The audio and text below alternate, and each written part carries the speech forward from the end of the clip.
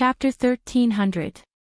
Xiao Ru was suddenly no longer afraid and she stopped trembling. She didn't know where the strength came from, but she suddenly pushed him away and stared at him. Xiao Bao was obviously very surprised, but then his smiling face changed color, and his eyes flashed with a blade-like light. Very good, you didn't mention what happened last time. This young master had already planned to forget about it, but you just had to bring it up. This young master's principle is to pay back what you pay back. Since you're this happy, then fine, if this young master doesn't take revenge, wouldn't that be unfair to you? He gave a cold laugh and took a deep breath. The bones in his body began to crack again and his entire body began to grow at a speed visible to the naked eye. Xiao Ru's eyes almost popped out. She watched as the boy in front of her turned into a tall and slender man. Her mouth was wide open and she couldn't close it no matter what. The red-clothed young master gave a cold laugh and said to himself, "Look at this stupid face, he's actually that little girl's personal maid. If it wasn't for..." He suddenly stopped smiling and reached out his hand to Xiao Ru. "Last time you took off this young master's clothes, now it's this young master's turn to take off your clothes. Hey, how you treated me last time, this young master will treat you now. After I take off your clothes, I'll hang you on the city gate and let everyone see you naked. Isn't that interesting?" "No!" Xiao Ru screamed out. Her heart was about to jump out of her chest. She was anxious, afraid, ashamed, and angry. She suddenly used all her strength to slam into the wall. If she had to endure this kind of humiliation, she would rather die right now. You want to die? Do you think it's that easy? Once you fall into this young master's hands, you won't be able to die even if you want to. The red-clothed young master gave a laugh and gently waved his sleeve. A gentle wind once again sealed Xiao Ru's acupuncture point. She couldn't move again. She could only be like a puppet, at the mercy of this young master. "You! Kill me, just kill me!" Xiao Ru cried out in tears. She had gritted her teeth to not cry, but now she couldn't control her tears. Seeing her crystal-clear tears flowing down her cheeks, the red-clothed young master's cold heart did not move at all. Rather he smiled even more happily. He was like a cat that had caught a mouse. The more painful the mouse was, the more excited he became. That slender white hand finally touched Xiao Ru's belt. With a gentle pull, her belt broke. Wah! Xiao Ru couldn't hold it in anymore. She began to cry as her tears fell like rain. The red-clothed young master was shocked, but then he began to smile. "Miss Xiao Ru, what are you afraid of? Firstly, I won't hit you, and secondly, I won't kill you. I'll just take off your clothes. Didn't you wear nothing when you were born?" He slowly said. And while he said, Xiao Ru. As he spoke, he tore off one of her ribbons. Xiao Ru. Xiao Ru, if you answer me honestly, then maybe I won't take off your clothes. The red-clothed young master picked up a piece of her clothes and looked at her crying face with a smile. What are you saying?" Xiao Ru couldn't help sniffling. She raised her teary eyes. Chapter 1301. Whatever I ask you, you will honestly answer. If you tell a lie, what do you think will happen to me? The red-clothed young master's eyes looked over Xiao Ru's body with bad intentions. He found that although this little girl had a childish face, her figure was not bad. She was fat when she should be fat and thin when she should be thin. Although Xiao Ru did not understand the matters between men and women, when she saw his eyes fall on her body, she couldn't help getting goosebumps. It was like she was being stared at by something dirty. You can ask," she said in a trembling voice. "That's good. Let me ask you, what does your young miss like the most? What places does she like to go? What things does she like?" For example, eating, drinking, playing, and having fun. What does she hate the most? What kind of people and things does she hate the most? Xiao Ru was stunned. Then she opened her eyes wide and looked at him with a vigilant expression. Why are you asking this? Why are you asking about my young miss matters? The red-clothed young master smiled and said, Of course it's to prepare a large gift for your young miss. Since it's a gift, I have to give her what she likes and give her something she likes. If my gift makes her unhappy, then wouldn't my gift be for nothing? That's all you want to ask? Xiao Ru looked at him in a daze.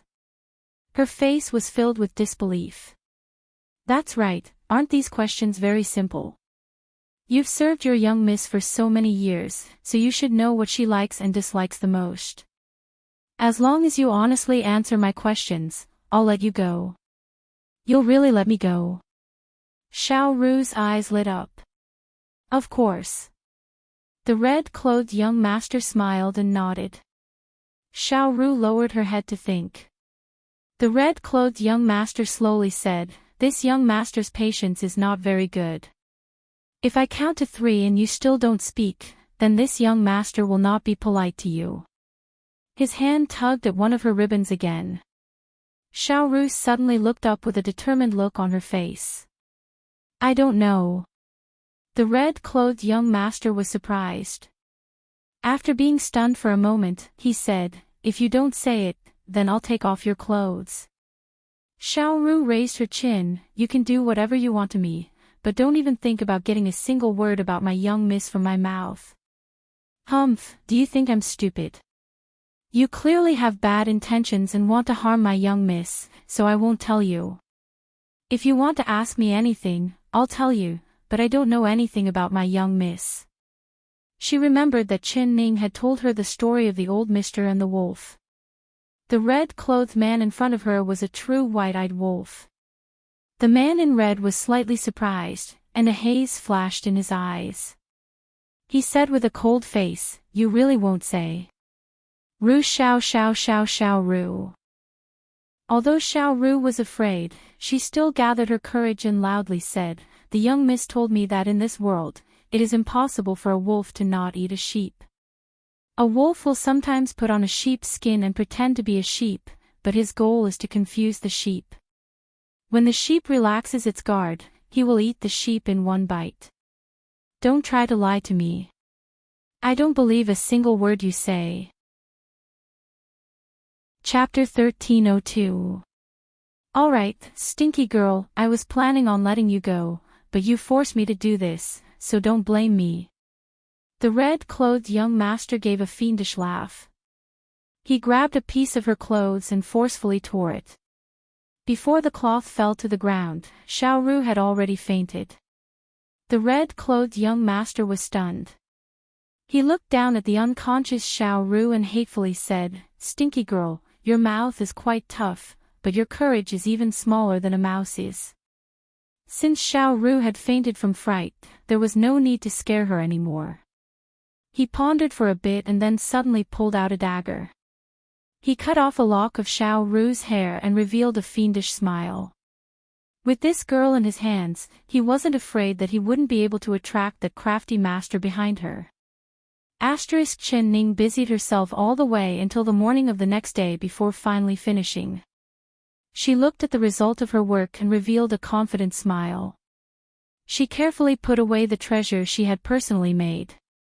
She stretched out and found that the sky outside was already bright and Mo Chuan hadn't come in all night. What was he busy with? She blew out the candle and opened the door to walk out. She found that there were several new maids and eunuchs in the yard, sweeping the yard. Greetings to the Empress. Everyone bowed when they saw her. At this time, the corpses and bloodstains had all been cleaned up, not leaving a single trace. The smell of blood had been replaced by the fragrance of flowers. But the bloody scene still appeared in front of Qin Ning's eyes and her heart filled with shock. She sucked in a breath and suppressed the strange emotions in her heart. She faintly asked, What about the Emperor? The Emperor went to morning court. Before he left, he told us not to wake the Empress. He also told the Empress not to worry, it's safe here and no one will come to disturb the Empress. A palace maid replied respectfully. Chen Ning nodded and looked around. She found that the new maids were just normal eunuchs and maids, they didn't look like martial arts experts. But she knew the meaning behind Mo Chuan's words. He was worried about her, worried that the assassins from Purple Heaven Pavilion would come back, but he was the ruler of a country. There were countless political matters that needed to be dealt with every day. He had to go to court every day, so he couldn't always stay by her side to protect her. So he must have transferred the secret guards over. Although she couldn't see a single person, she believed that the Guanyu Palace was surrounded by secret guards. After a busy night, she was indeed very tired. So she went back to her room and fell asleep. Although she was worried about Xiao Ru's safety, she knew that she was helpless. The only thing she could do was wait. Wait for the Purple Heaven Pavilion assassins to show themselves. Mo Chuan's analysis was very reasonable. If the murderer wanted to kill Xiao Ru, it would be very easy. Entering the palace to kill a person was much simpler than entering the palace to kidnap a person. If that assassin could go through so much trouble to kidnap Xiao Ru, then he definitely wouldn't take her life.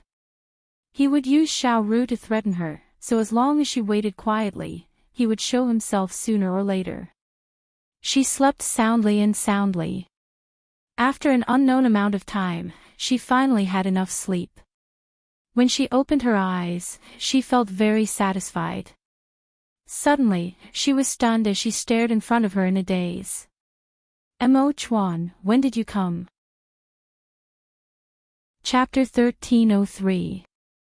Chen Ning also noticed that there were candles in the room, but the candles were in the corner, making it very dark. It must have been Mo Chuan's orders, not wanting the light to affect her sleep. Her face turned a little red. Thinking that her sleeping appearance was seen by Mo Chuan, she was a little shy. I've been here for a while.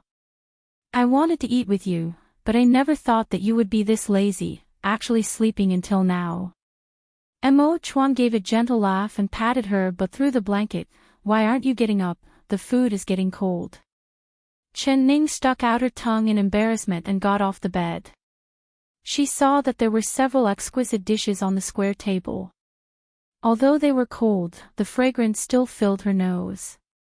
Since you're here, why didn't you wake me up? You were sleeping so soundly, how could I bear to wake you up? Mo Chuan reached out and held her in his embrace. He walked to the table and placed her on the chair. Eat, these are all your favorite dishes, so eat more. You little girl, you don't know how to take care of your body when I'm not here. You haven't eaten all day, right? Aren't you hungry? Chen Ning's stomach was indeed growling from hunger. Hearing this, she remembered that she really hadn't eaten anything all day, so she went to sleep right after. Mo Chuan placed a chopstick in front of her mouth. She revealed a faint smile and opened her mouth to eat. She said with a smile, I'm not a 3-year-old baby, I can eat by myself. She raised her chopsticks, but Mo Chuan reached out and flicked his chopsticks, breaking them in half. What do you mean by this? You don't want me to eat anymore? She was stunned. I'll feed you. Mo Chuan placed another chopstick in her mouth without saying anything. Chen Ning ate the food, but her eyes kept looking over Mo Chuan's face. Something was strange. She understood Mo Chuan too well. Although he was very good to her, he was still the emperor. He was used to having people serving him, so he was not used to serving others at all. Now, he was actually feeding her with his own mouth. Something must have gone wrong. She didn't say anything. It was rare for Mo Chuan to take the initiative, so of course she would enjoy it. After eating her fill, Mo Chuan looked out the window and suggested, do you want to go out and look at the moon? Look at the moon. She never knew that Mo Chuan had this kind of romantic thoughts before. It was clear that he had something to say to her. All right. Of course, she nodded in agreement. The two of them walked hand in hand in the garden, breathing in the air with the fragrance of the flowers. It was refreshing. The moonlight was as soft as a veil, draping over the two's shoulders, covering their faces with a layer of hazy light. The fragrance of the flowers floated and the moonlight flowed like water. The surroundings were filled with peace. Everything in front of him made the bloody massacre yesterday seem so far away, as if it had happened in two different worlds. Neither of them spoke, and they walked in silence for a while. Chen Ning Chuan Chen. Chen Ning suddenly stopped. Chuan. Under the moonlight, she looked up at Imo Chuan. Her clear-as-water eyes became gentle because of the moonlight. Chen say. In. Shen in Ning. Shen in. Chapter 1304.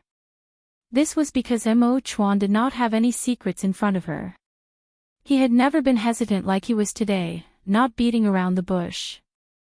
Mo Chuan couldn't help letting out a sigh and pinching her nose. How are you so smart? I haven't even said anything and you can already see through it. Then guess, what am I going to say to you? I'm not smart at all because I can't guess what you're going to say at all. She shook her head. Mo Chuan pondered for a bit and looked at her with a hesitant appearance. What is it? If you didn't want to tell me, you wouldn't have asked me out to see the moon. But since I've already come out, you should just say it.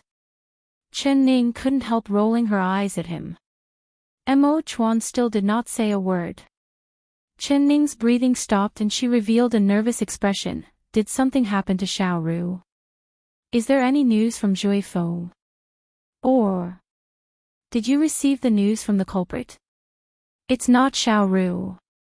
Mo Chuan finally slowly spat out a few words, allowing Chen Ning's heart to fall down from her throat. Then what is it? She asked again. Mo Chuan looked at her. Do you know that on the day of the Dragon Boat Festival, Mother is holding a banquet in the palace to celebrate Zhao Rong's birthday?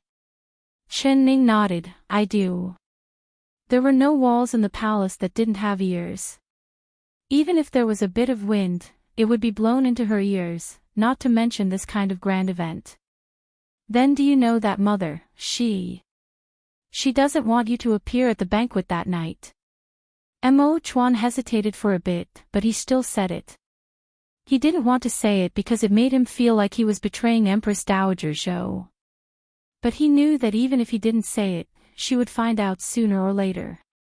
Chen Ning revealed a faint smile and said in an uncaring voice, although I don't know, I can guess that the banquet was specially held for your cousin Zhao Rong. She was the main character of the banquet that day, so if I appeared, wouldn't I steal her limelight? So the Empress Dowager not wanting me to appear at that event is a reasonable matter. Since she doesn't want me to appear, then I won't appear. Pretending to be sick or something isn't a hard thing for me. She didn't want to see Zhao Rong's princess, but she never thought that the Empress Dowager Zhou would still protect her after knowing Zhao Rong's scheme against Mo Chuan. Since it was like this, she would rather not see it out of her mind. But Mother suddenly summoned me to the palace today. She told me again and again that you must appear that day. Mo Chuan shook his head and slowly said. You're saying that the Empress Dowager changed her mind? Chen Ning was a little surprised. Mo Chuan gave an sound and held her hand. Mother's heart has always been firm and never changes easily, so I suspect that something will happen at the palace banquet that day. It's best if you don't go. Chen Ning's eyes slightly turned and she thought for a moment before saying, You're right, the Empress Dowager's decision will not change. For the Empress Dowager to change her mind, there must be a special reason.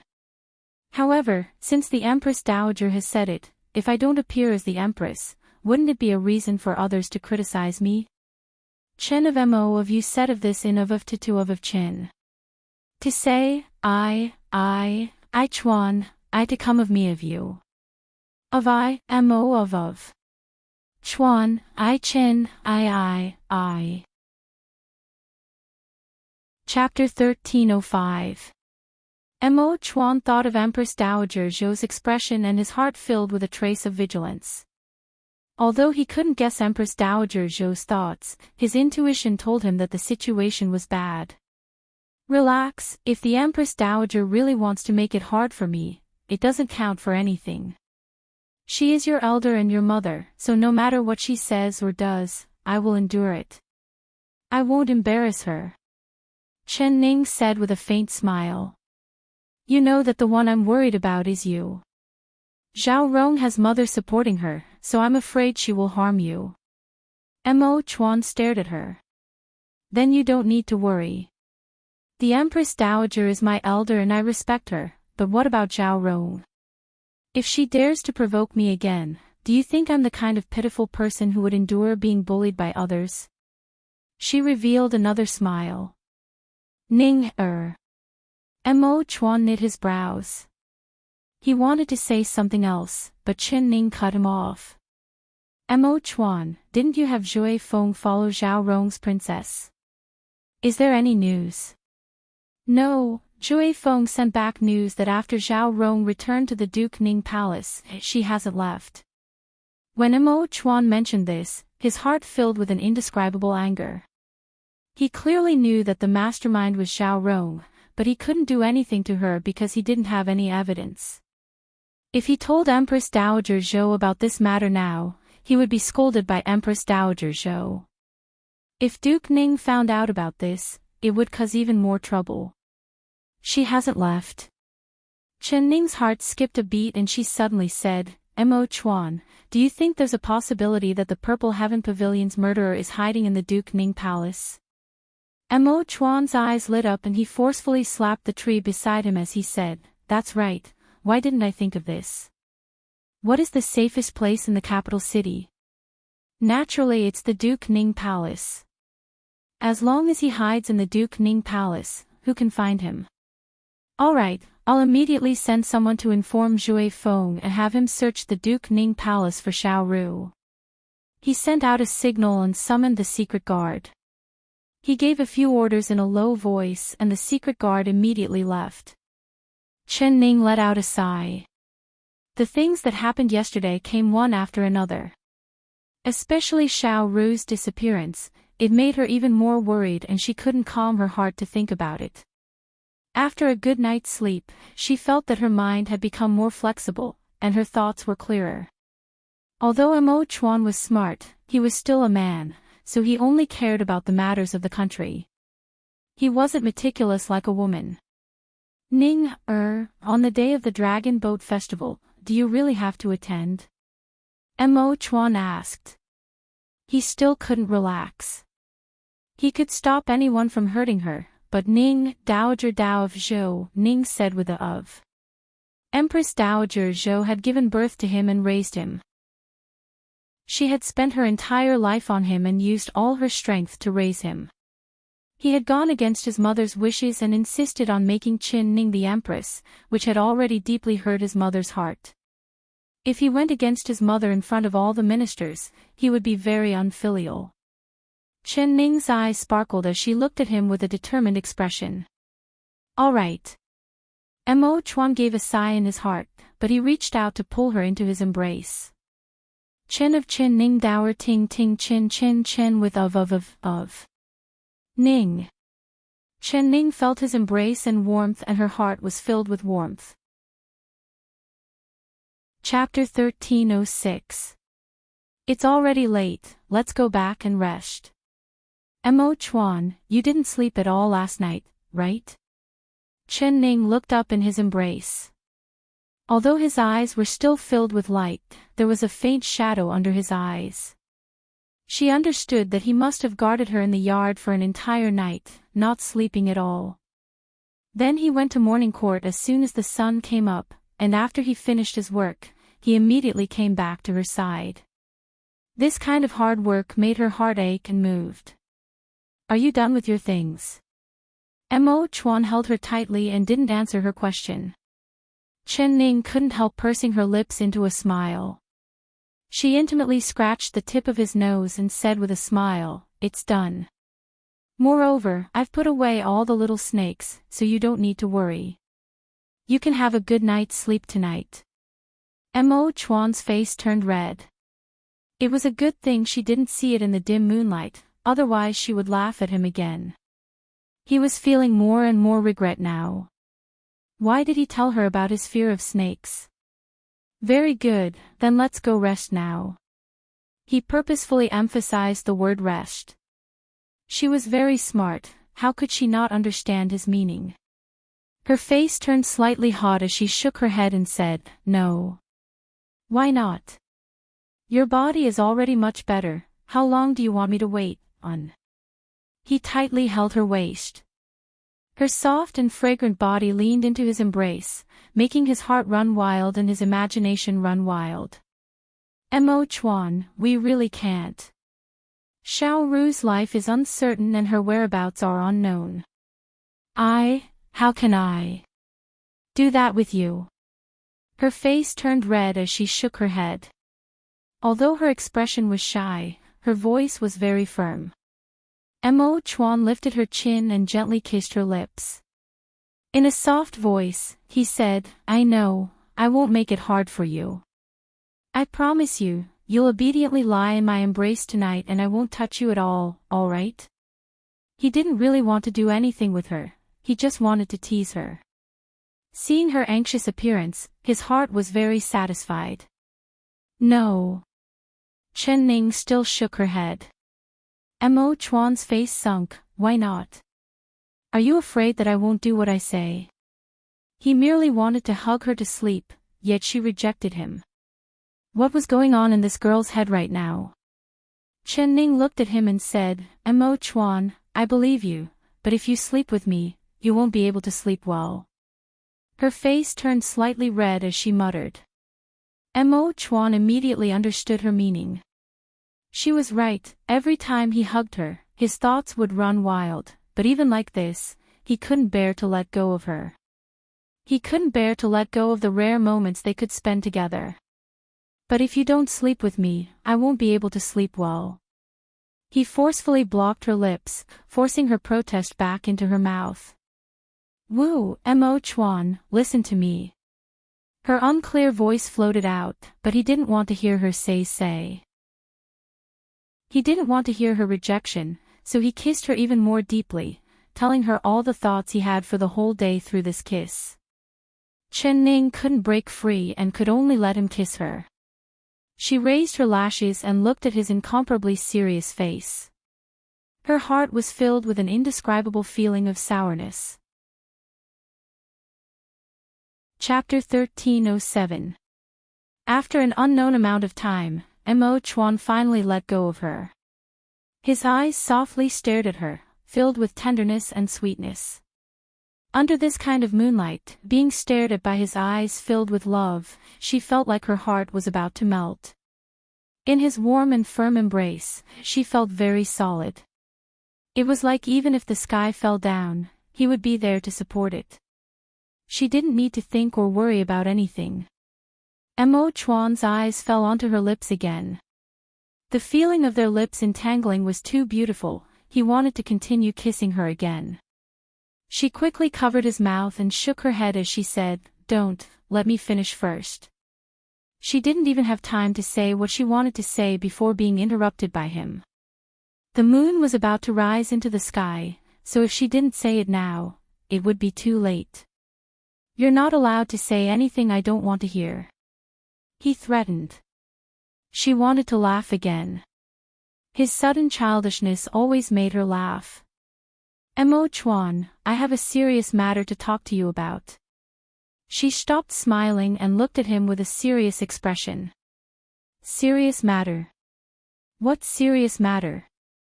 She stood on her tiptoes and moved her lips close to Mo Chuan's ears, whispering a few words. No, you definitely can't. Before she could finish, she was already interrupted by Mo Chuan without any hesitation. Ning, do you know how dangerous you are right now? You have been targeted by the Purple Heaven Pavilion's assassins and they have never failed before. Last time that assassin didn't make a move against you because he deliberately let you go. He killed all the people in your palace, wanting to give you a warning. Now, his target is you. At this critical time, you actually want me to withdraw half of the hidden guards in the palace. Are you deliberately giving that assassin an opportunity? Chen Ning revealed a faint smile and said, "You're right, I want to give him an opportunity because I prepared a special gift for him. If he doesn't come, wouldn't my gift have been for nothing?" Mo Chuan instantly understood her meaning and said in a surprised and happy voice, "So you were busy all night yesterday, preparing something for that assassin? Otherwise, who do you think I made it for?" Chen Ning couldn't help rolling her eyes at him. Mo Chuan revealed a faint smile and said, "I understand.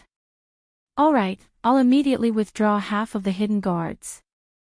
I still have work to do tonight, so I'll be in the royal study to read the documents. Like this, are you satisfied?"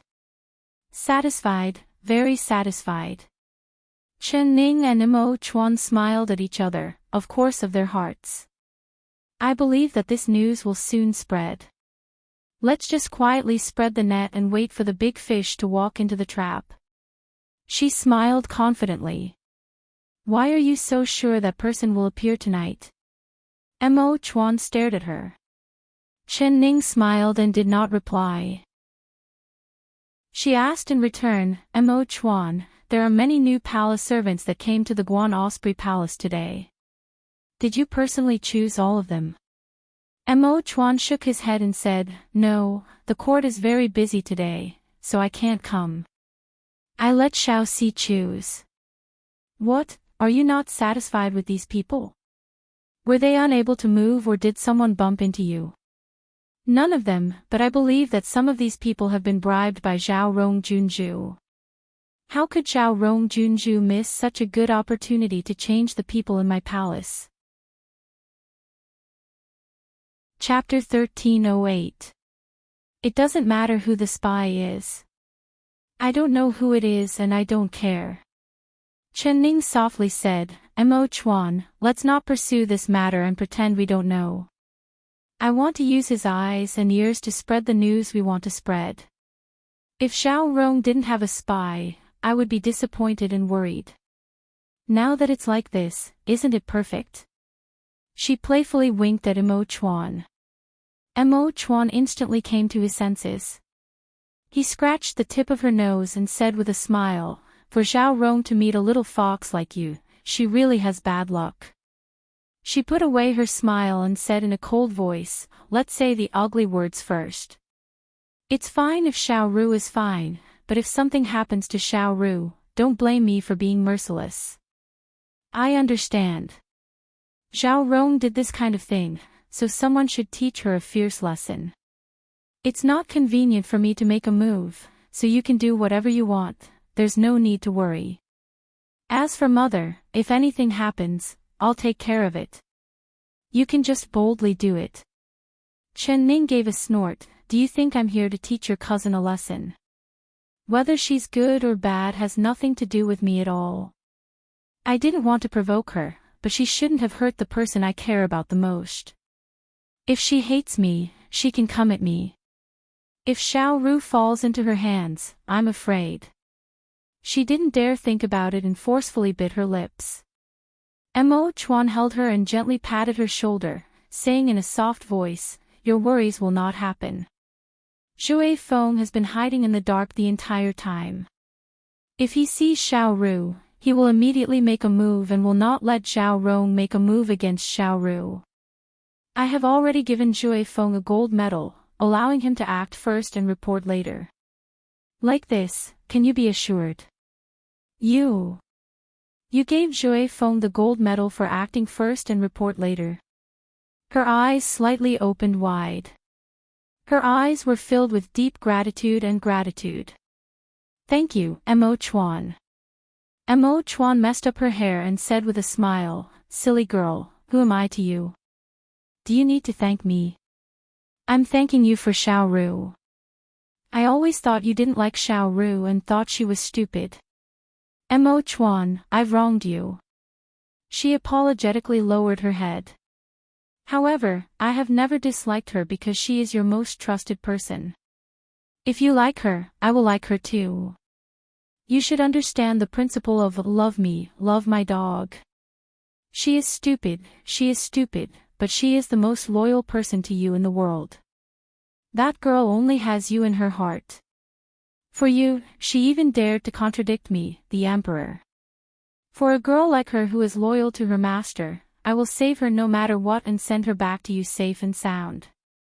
Mo Chuan's promise made Qin Ning's eyes moisten again. She raised her eyelashes that were covered in tears. You're wrong. That girl doesn't only have me in her heart, she is still thinking about Xiaoxi. Mo Chuan, I think it's not good for us to purposely separate them like this.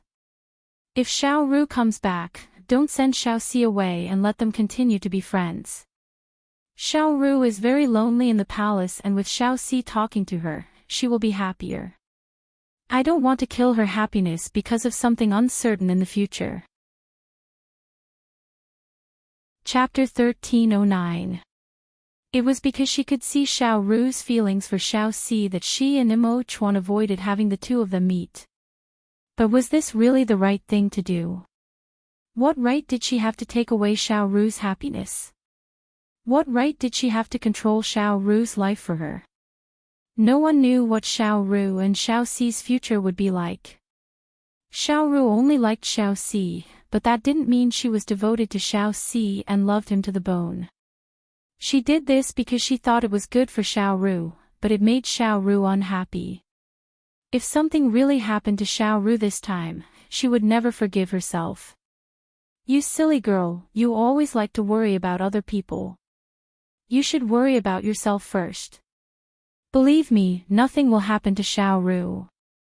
When she comes back, I'll have Xiaoxi talk to her every day to relieve her boredom, alright? Mo Chuan dotingly looked at her and helped her brush up a strand of hair. Now, I have to go back to the royal study. You just stay here and obediently fish.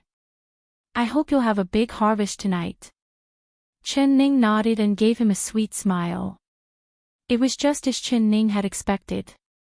The Zhaorong princess had indeed placed eyes and ears among the eunuchs and maids that had just been sent to the Guan Osprey Palace. When she found out that Mo Chuan was going to read the memorials alone in the royal study, she immediately went to find the red-clothed young master and told him this news.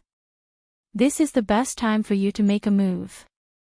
My cousin isn't in the Guan Osprey Palace and there's only that little fox spirit left. If you don't make a move now, when will you? The red-clothed young master's brows twitched and he said in a surprised voice, Princess, you've changed your mind. This young master remembered you saying that you already had a plan to humiliate her on the 5th day of the 5th month and make her lose all face. Could it be that you want her head now? A dark look flashed in the Zhaorong princess' eyes and she hatefully said, This princess is not asking you to take her head, but to cut her face. That little fox spirit thinks that her beauty can confuse my cousin. After losing that face, my cousin won't even look at her again. Wait until the 5th day of the 5th month, when my cousin no longer supports her, this princess can humiliate her however she wants. Humph.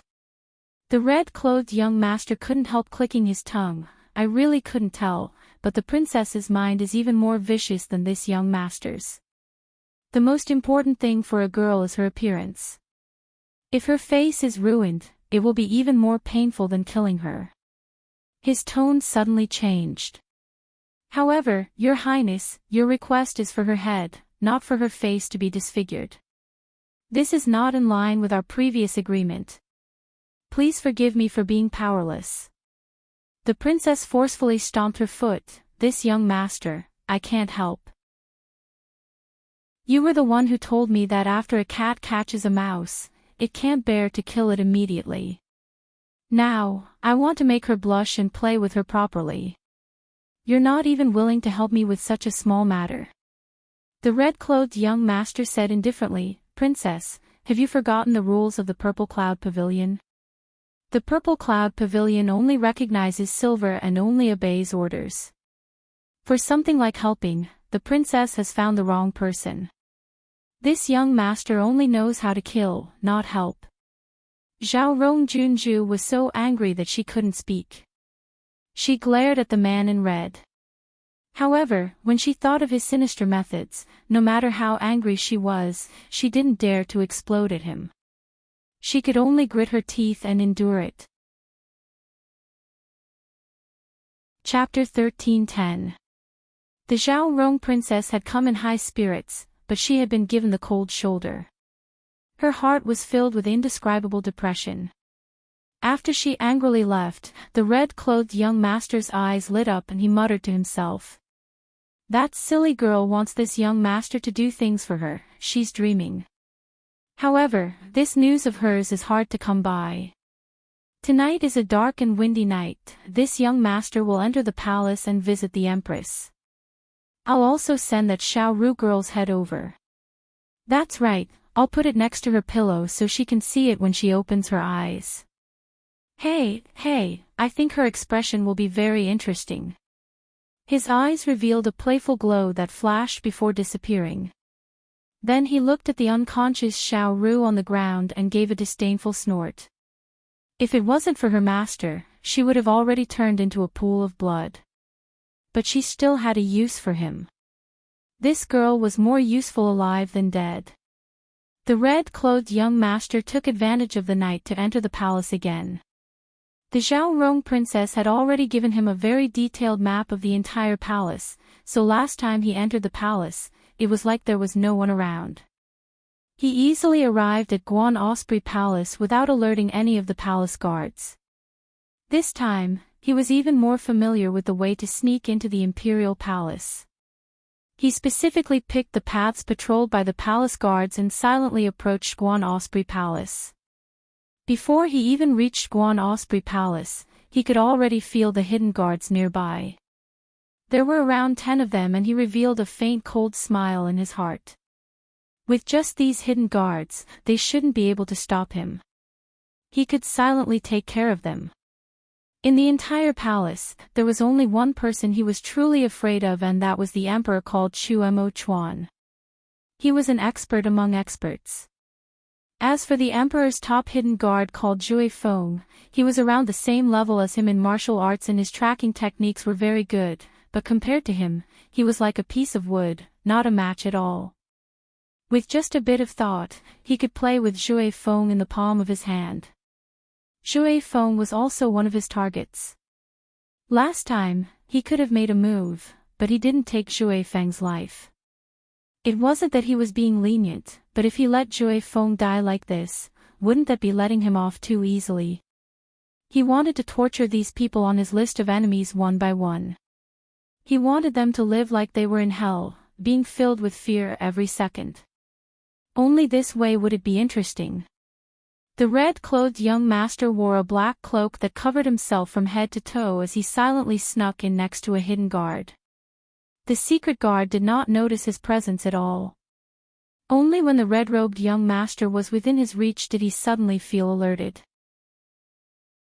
Just as he was about to make a move, he suddenly felt his Dazhui acupoint go numb. Someone had used a heavy technique to seal his acupoint. The red-clothed young master arrived like a cannon and suppressed all the hidden guards in Guan Osprey Palace. He hid in the shadows and calmly listened. He found that there were no traces of Chu Mo Chuan nearby and his lips curled into a cold smile.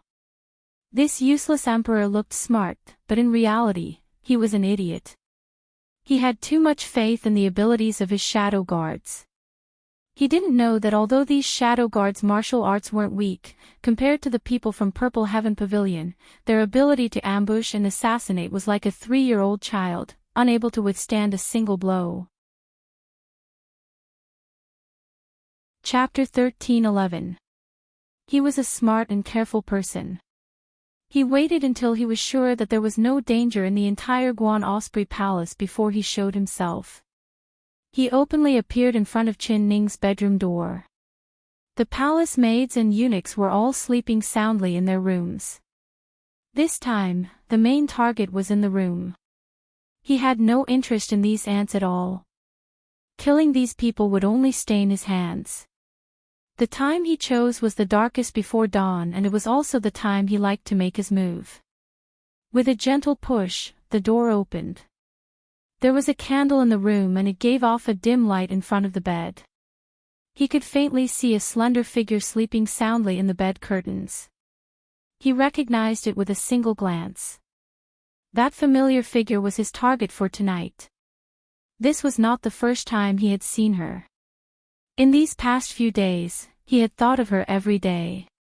He thought of her every frown, every smile, every move, every little movement, even the sly look in her eyes when she spoke. He clearly remembered it all. Damn! Why couldn't he see through it at the time? The red-clothed young master walked step by step to the bed. The curtains were gently drawn and she was sleeping in them. That face that had appeared in his dreams countless times was calm and serene in the flickering candlelight. Not only was she sleeping soundly, her sleeping appearance was also very beautiful. The corners of his lips slightly curled up as he couldn't help smiling. Yes, he would think of her every day. Every time he thought of her, he wanted to skin her alive to vent his anger. Now he really saw her.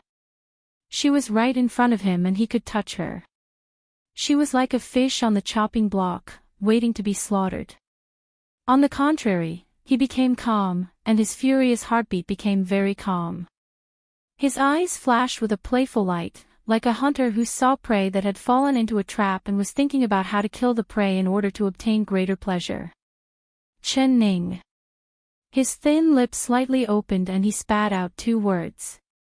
It was like a wisp of smoke that floated in the air.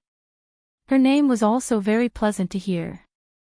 When he said it with his low and hoarse voice, it had a special charm to it. It was a pity that she was sleeping soundly and did not hear it at all. The red-clothed young master gave a regretful sigh in his heart. He admired her sleeping face under the candlelight like he was admiring a painting carefully drawn by a master. The heavens really treated this girl well, giving her this kind of flawless appearance. Even he felt jealous looking at it. Such a beautiful face, if it was ruined by his hands, wouldn't it be a pity?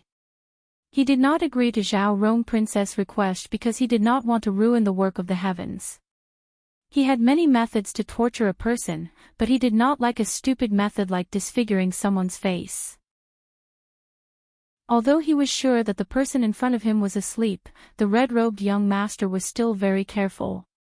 He remembered very clearly that he did not even know how he had fallen into this girl's trap the last time. She clearly didn't know any martial arts, but all of a sudden, she shot out countless steel needles, catching him off guard. He couldn't dodge and was stabbed like a hedgehog. He didn't know what kind of medicine the needle was, but as soon as it entered his bloodstream, he felt like he was being bitten by thousands of ants. The pain was unbearable, and he instantly lost all his strength. Therefore, he absolutely did not dare to let his guard down this time. Chapter 13:12. Chen Ning. The red-clothed young master slightly raised his voice and blew into her ear. As expected, her eyelashes flickered and she slowly opened her eyes.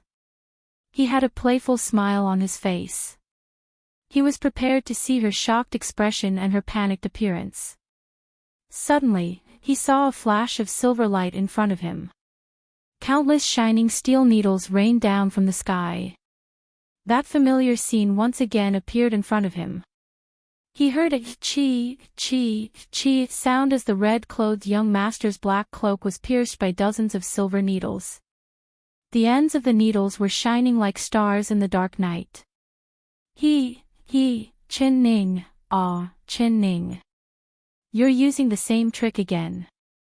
Do you think this young master will fall for it again?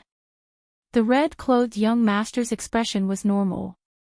He reached out his hand and threw the cloak covered in silver needles onto the ground.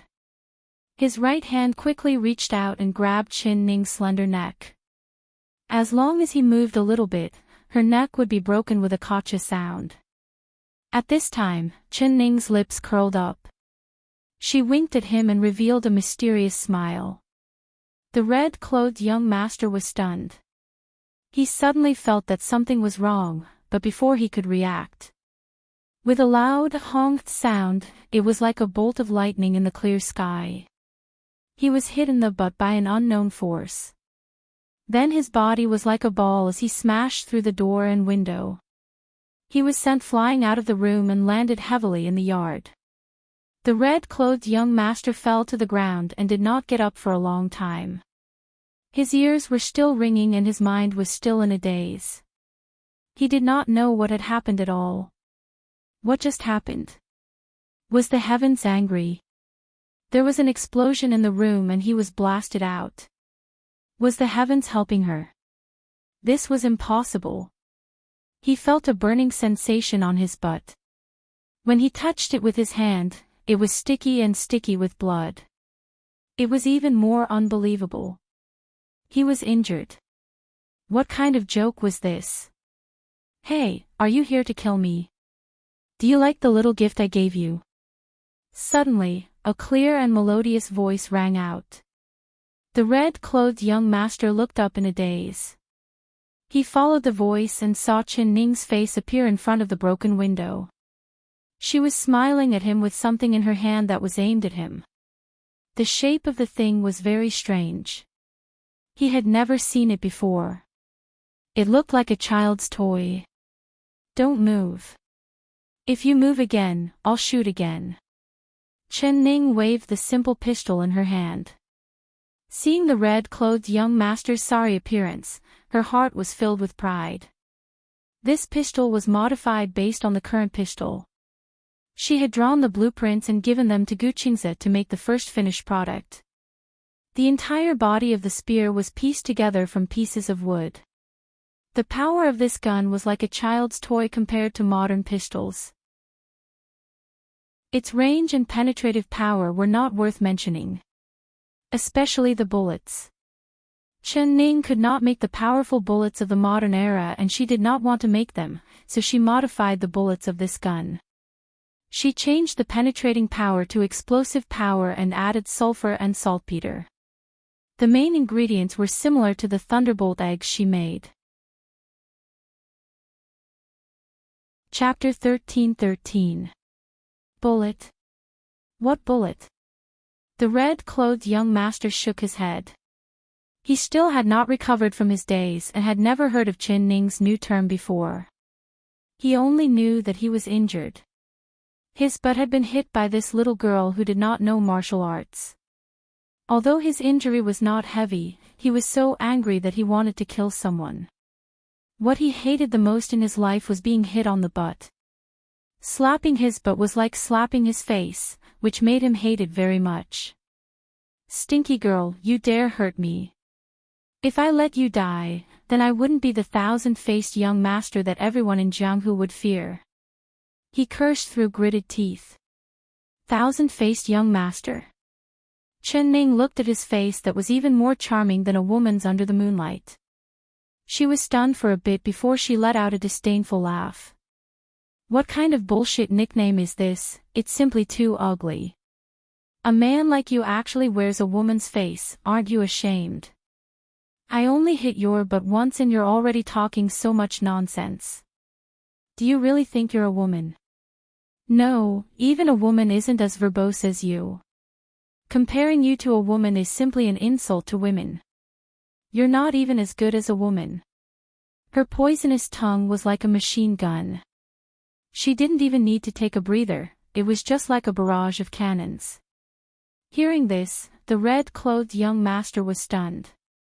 Sweat poured down like rain and he wished he could dig a hole to bury himself in.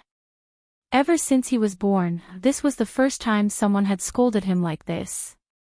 He had been scolded in such a manner that he was not even as good as a woman. You. After a while, he pointed at Chen Ning and took a deep breath, preparing to retort. But Chen Ning did not give him a chance to speak. What you are a stutterer. If you stutter, then shut your mouth and speak less. You don't think it's embarrassing, but your ancestors think it's embarrassing. The red-clothed young master's face went from green to red.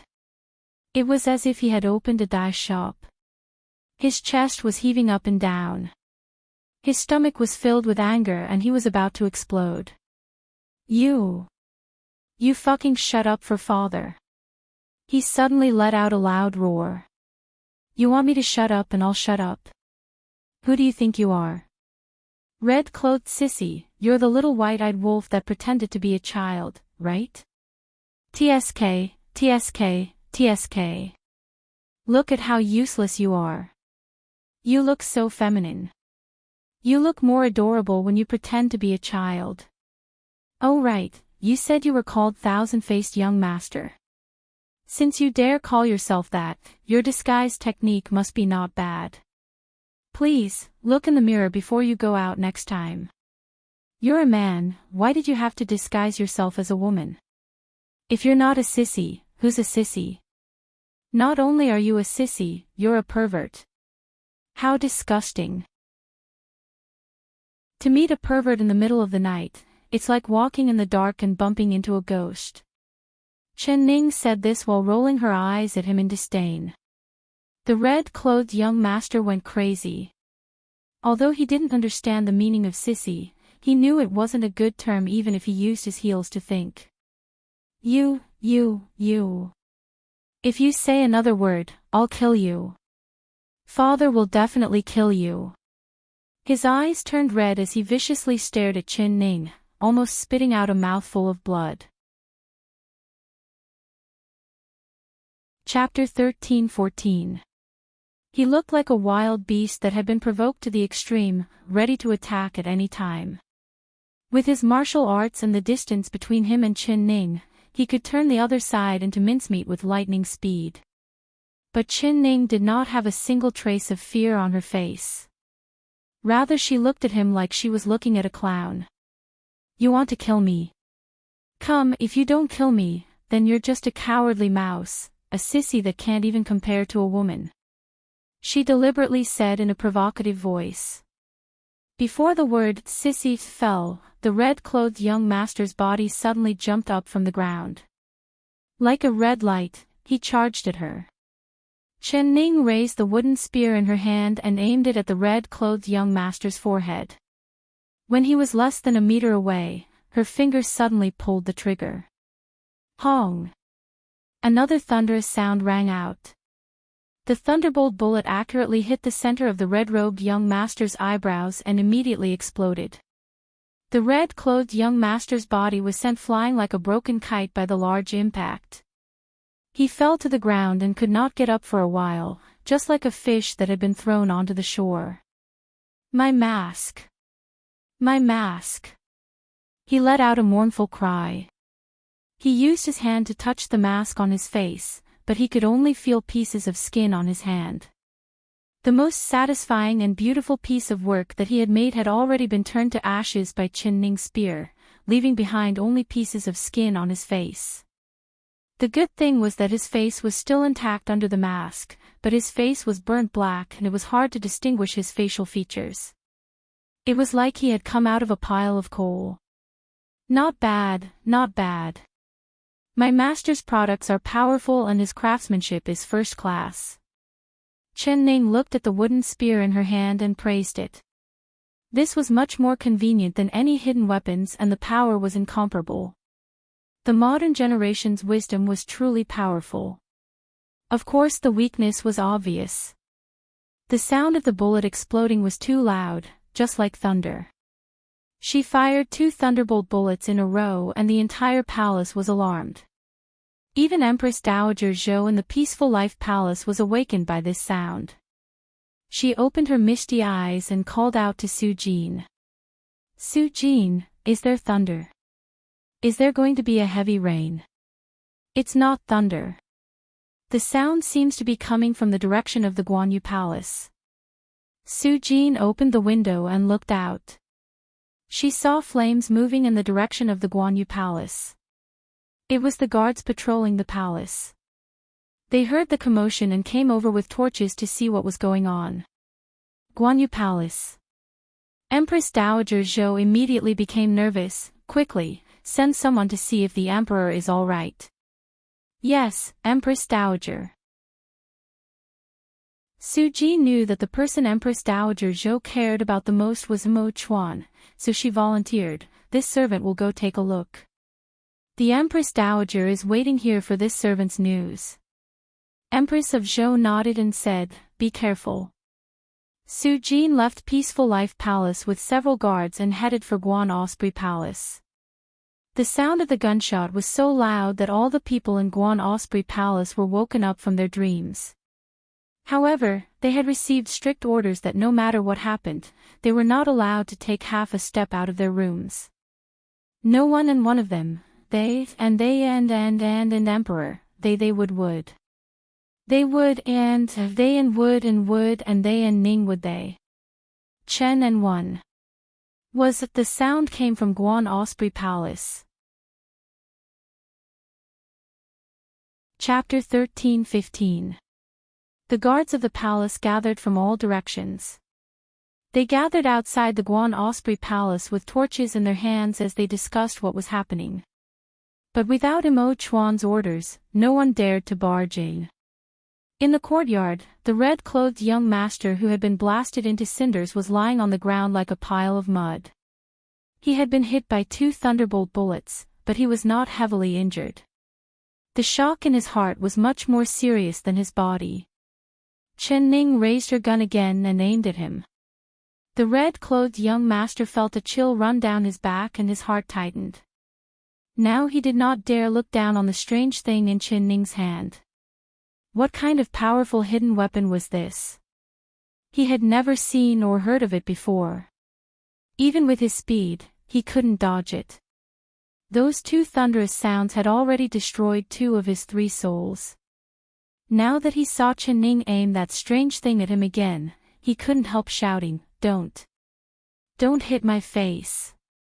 The mask on his face had been blasted into pieces. If she hit him again, his face would be completely ruined. "Sissy, I'll ask one question and you'll answer one. If there's even half a sentence that isn't true, I'll blast you into a watermelon." Chen Ning raised her gun and spoke in a powerful voice. The red-clothed young master thought to himself, this retribution really came quickly. He had just said the same thing to Xiao Ru and now it was his turn. But he did not dare not answer. "Ask," he said through gritted teeth. "The people in my palace, were you the one who killed them?" Chen Ning stared at him with bright eyes. His face was completely black and his bright red robe was filled with holes from the thunderbolt bullets. He looked just like a beggar. But she knew that this person who looked even worse than a beggar was very strong and had a ruthless heart. If she was the slightest bit careless, she would be bitten by him. "Yes." The red-clothed young master calmly admitted, "They were all killed by me. They were just ants. You wouldn't take revenge for these ants, right? My maid, Xiao Ru, were you the one who kidnapped her?" Chen Ning stared at him. Yes, he suddenly noticed that Chen Ning's eyes turned cold. Her fingers slightly moved and he immediately shouted, "But I didn't touch her. She didn't even lose a single hair. I just wanted to scare you, not a single hair lost." "Then what is this?" Chen Ning picked up the hair he had placed on her pillow and asked. This. The red-clothed young master's back was covered in sweat. He wanted to vomit blood from regret. Why did he cut off that stupid girl's hair? I. He rolled his eyes and suddenly said, "If you let me go, I'll let her go. I promise I'll do what I say. If you kill me, then your beloved little girl won't be able to live." His lips curled into a sinister smile as he glared at Chen Ning. He was really intimidated by the girl in front of him. So what if she had an incomparably powerful concealed weapon? He was holding the thing that she cared about the most in his hand. As long as he did not tell her Xiao of Xiao, he would be.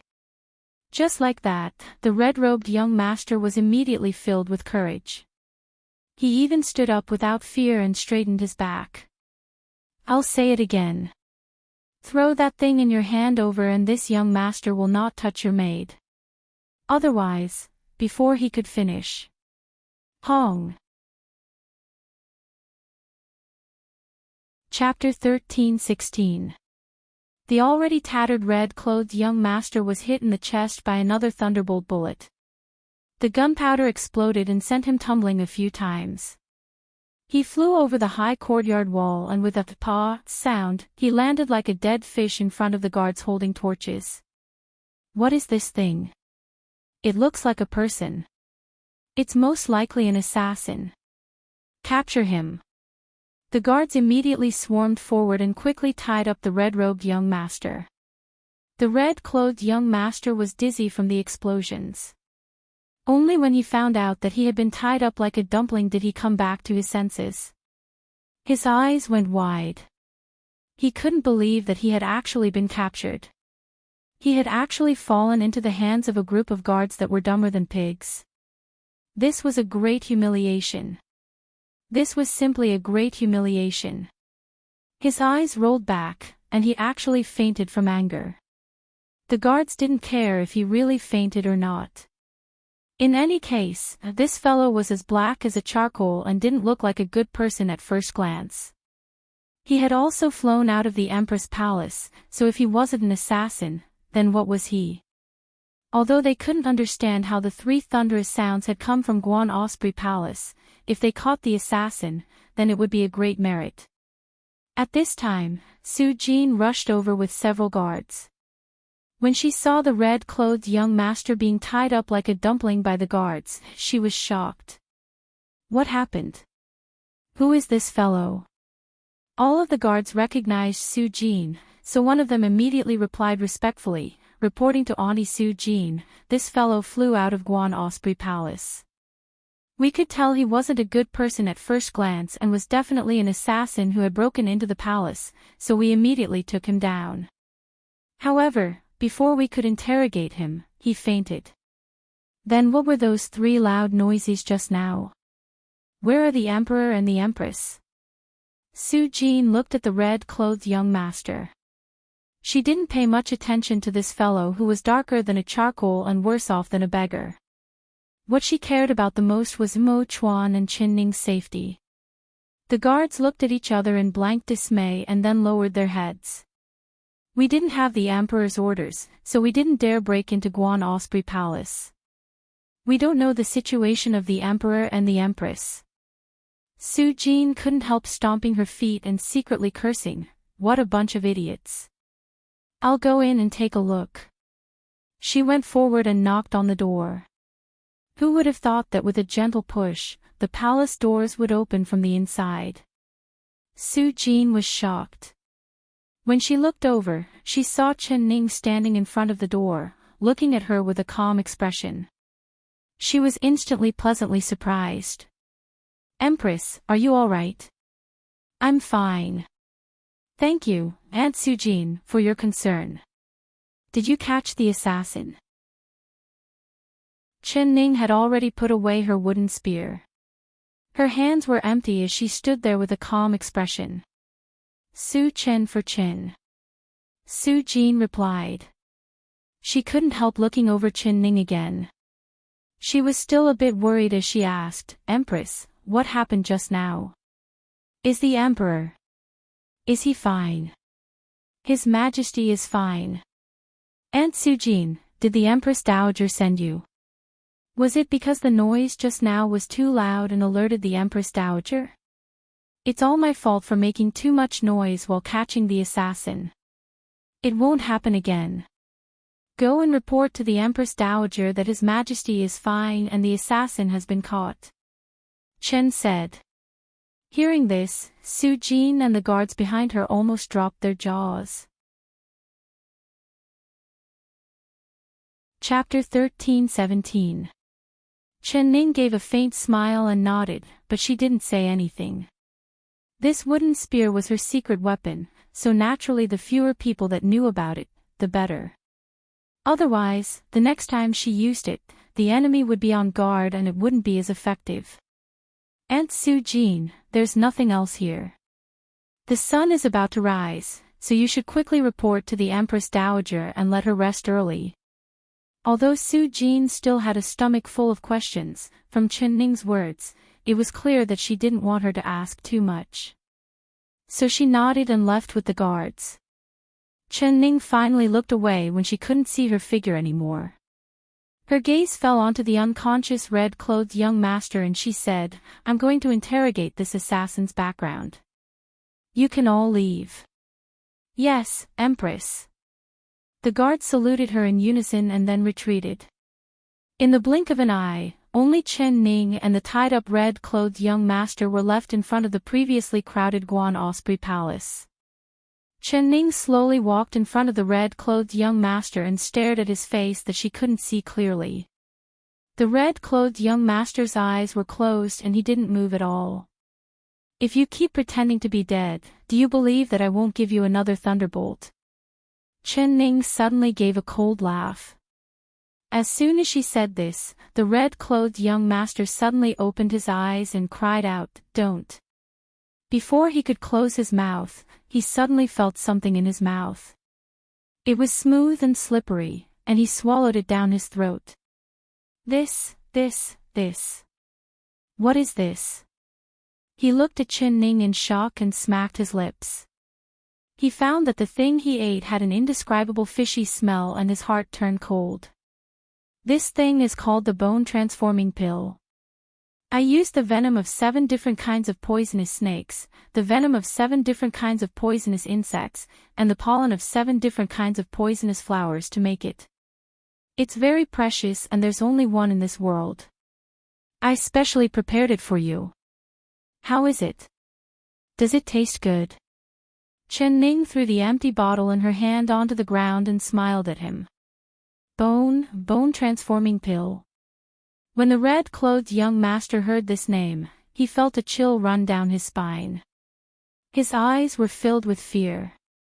He wasn't afraid of death, but he was afraid of falling into the enemy's hands. The enemy would use all sorts of methods to torture him until he didn't look like a human or a ghost. He wouldn't be able to beg for death. That would be the most terrifying thing. Ugh! He opened his eyes wide and began to circulate his qi. He searched his stomach, trying to find that he wanted to vomit. Who would have thought that after circulating his qi for a long time, he would discover that his dantian was empty from beginning to end. The originally vigorous and abundant true qi had actually disappeared without a trace. His great shock brought with it an indescribable sense of panic. How could it be like this? You want to vomit? I advise you not to waste your energy. This bone-melting pill melts the moment it enters your mouth and takes effect very quickly. Right now, its medicinal effect has already entered your limbs and bones. Do you feel that your internal energy has disappeared? Chen Ning looked down at him from above and her lips curled into a faint smile. The sweeter her smiled, the more the red than her smile. The scene of her stripping him of his clothes and hanging him on the city gate replayed in his mind like a nightmare. During this period of time, she had become his nightmare. Chapter 13:18. What kind of method would she use to torture him this time? The red-clothed young master thought he was just thinking about it, but his mouth could not help but ask. You, how do you want to torture me? His voice trembled. Without internal energy, he would become a cripple. A top assassin from the Purple Heaven Pavilion like him was naturally courageous. Death was nothing to him. What he was afraid of was not death, but the endless tricks this girl had. If he was stripped naked and hung on the city gate again, he would rather die immediately. Chen Ning's cold eyes fell onto his face. She could see the fear in his eyes. This guy was afraid, and the one he was afraid of was not others, but herself. It seemed that the method of stripping him last time had given him a huge psychological shadow. What were men afraid of? They were not afraid of death. What they were most afraid of was losing face. Sometimes, they would rather die than lose their face. They did not know that face was the most useless thing in the world, but men still desperately wanted to keep their face. Very good, since he was afraid of losing face, then she would make him lose face again. I have not finished my question. Let me ask you again. Are you from the Purple Heaven Pavilion? How do you know? The red-clothed young master's eyes were filled with surprise as he blurted out. It had to be known that the Purple Heaven Pavilion was very secretive in the martial world. They came and went without a trace. Although they made people tremble in fear, the number of people who could see them alive was very few, not to mention being recognized in front of their faces. Chen Ning could be said to be the only person alive who had ever mentioned the Purple Heaven Pavilion in front of him. I know a lot more than you do. Answer my questions honestly. That's right, I am from the Purple Heaven Pavilion. Since you know the name of the Purple Heaven Pavilion and still dare to offend me, do you know the consequences? The red-clothed young master quickly calmed down. He raised his chin and his tone became tough. When the people of the martial world mentioned the Purple Heaven Pavilion, who would not be scared to death? Being entangled by the people of the Purple Heaven Pavilion was the beginning of a lifetime of nightmare. Hee hee. Chen Ning looked at him and disdainfully curled her lips. Look at your arrogant and careless appearance. You think being a member of the Purple Heaven Pavilion is a glorious thing. Don't you know that the people of the Purple Heaven Pavilion are like street rats that everyone wants to kill? You are not ashamed, but proud of it. Do you know how to write the word shame?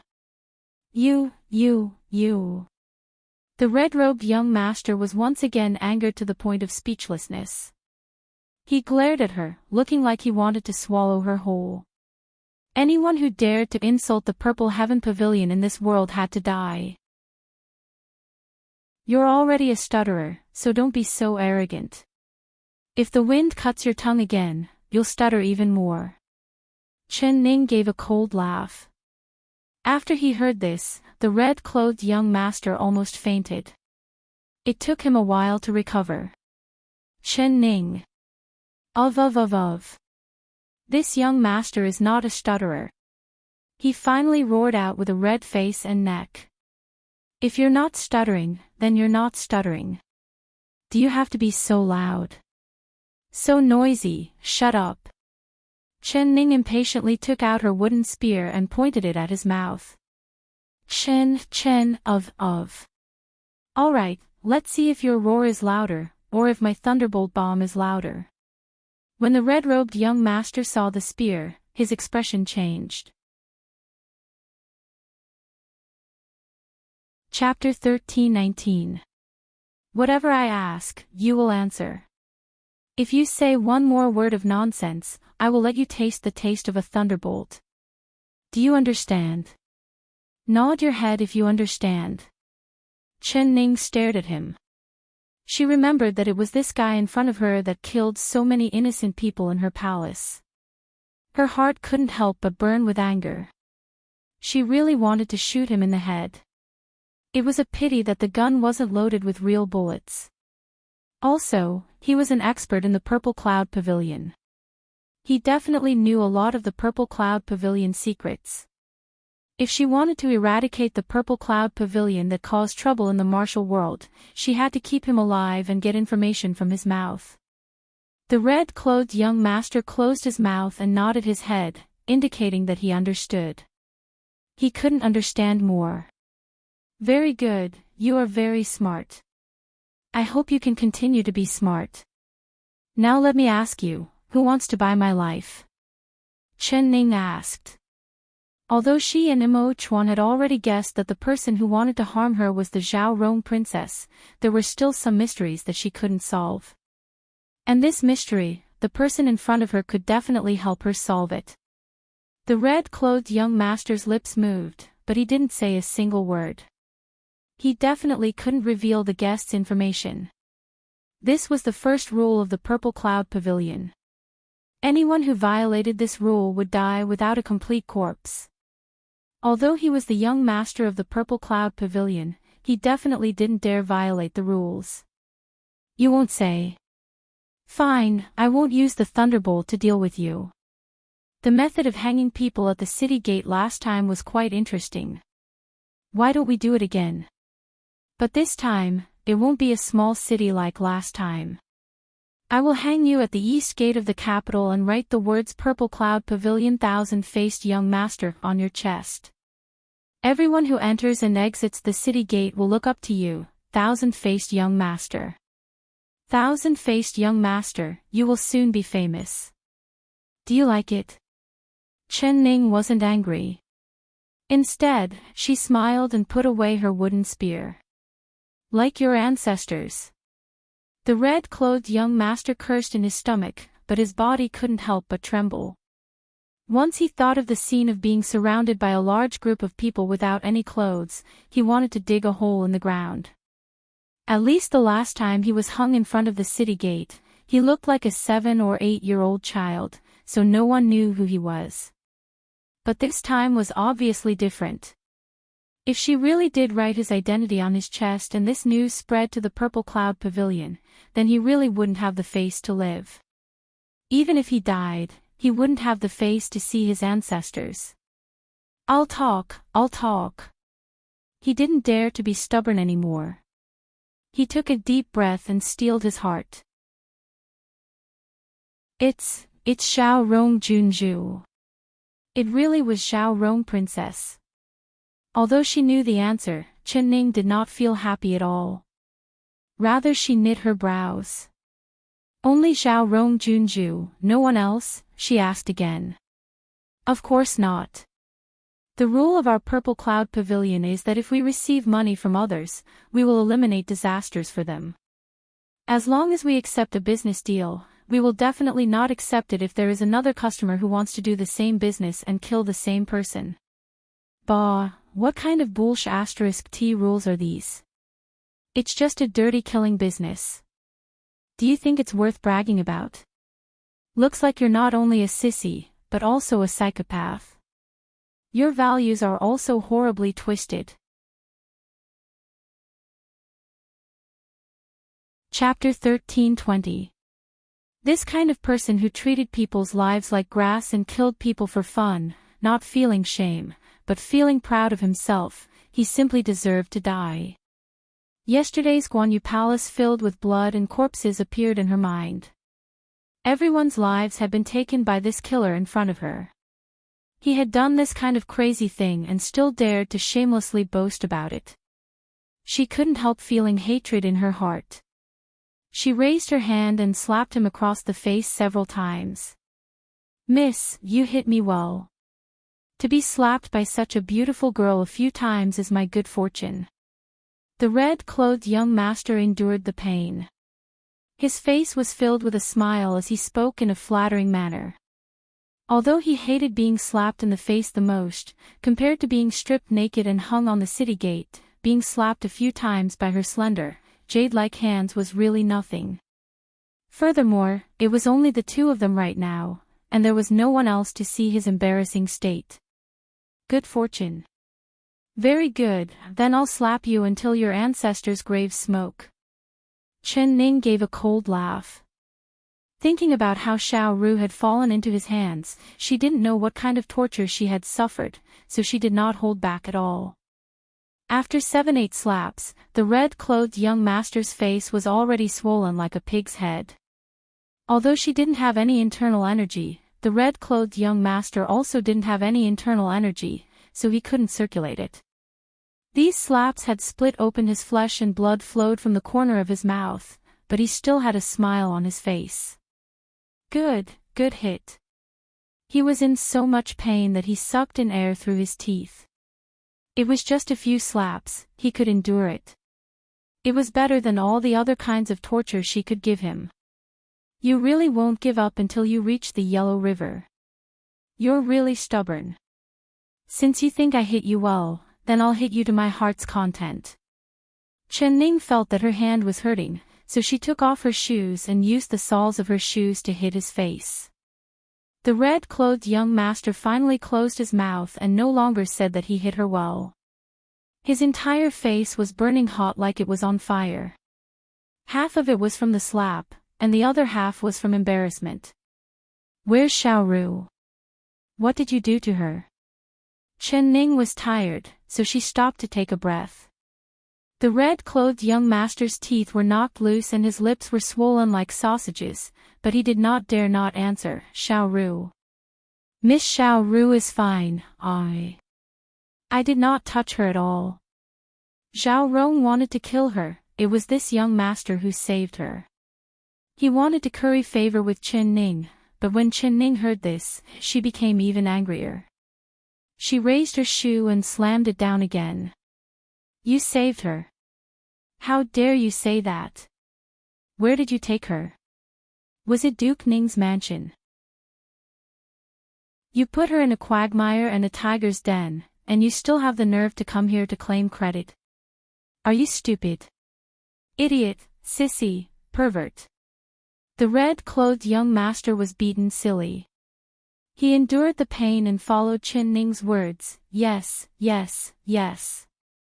I'm an idiot, I'm a sissy, I'm a pervert. Miss, you hit me right, you hit me right. I shouldn't have offended Miss Xiao Ru. All he wanted was not to be stripped naked and hung on the city gate. As for everything else, he didn't care. Miss, if you want to hit, can you hit somewhere else? As long as you don't hit my face again. He said with a long face.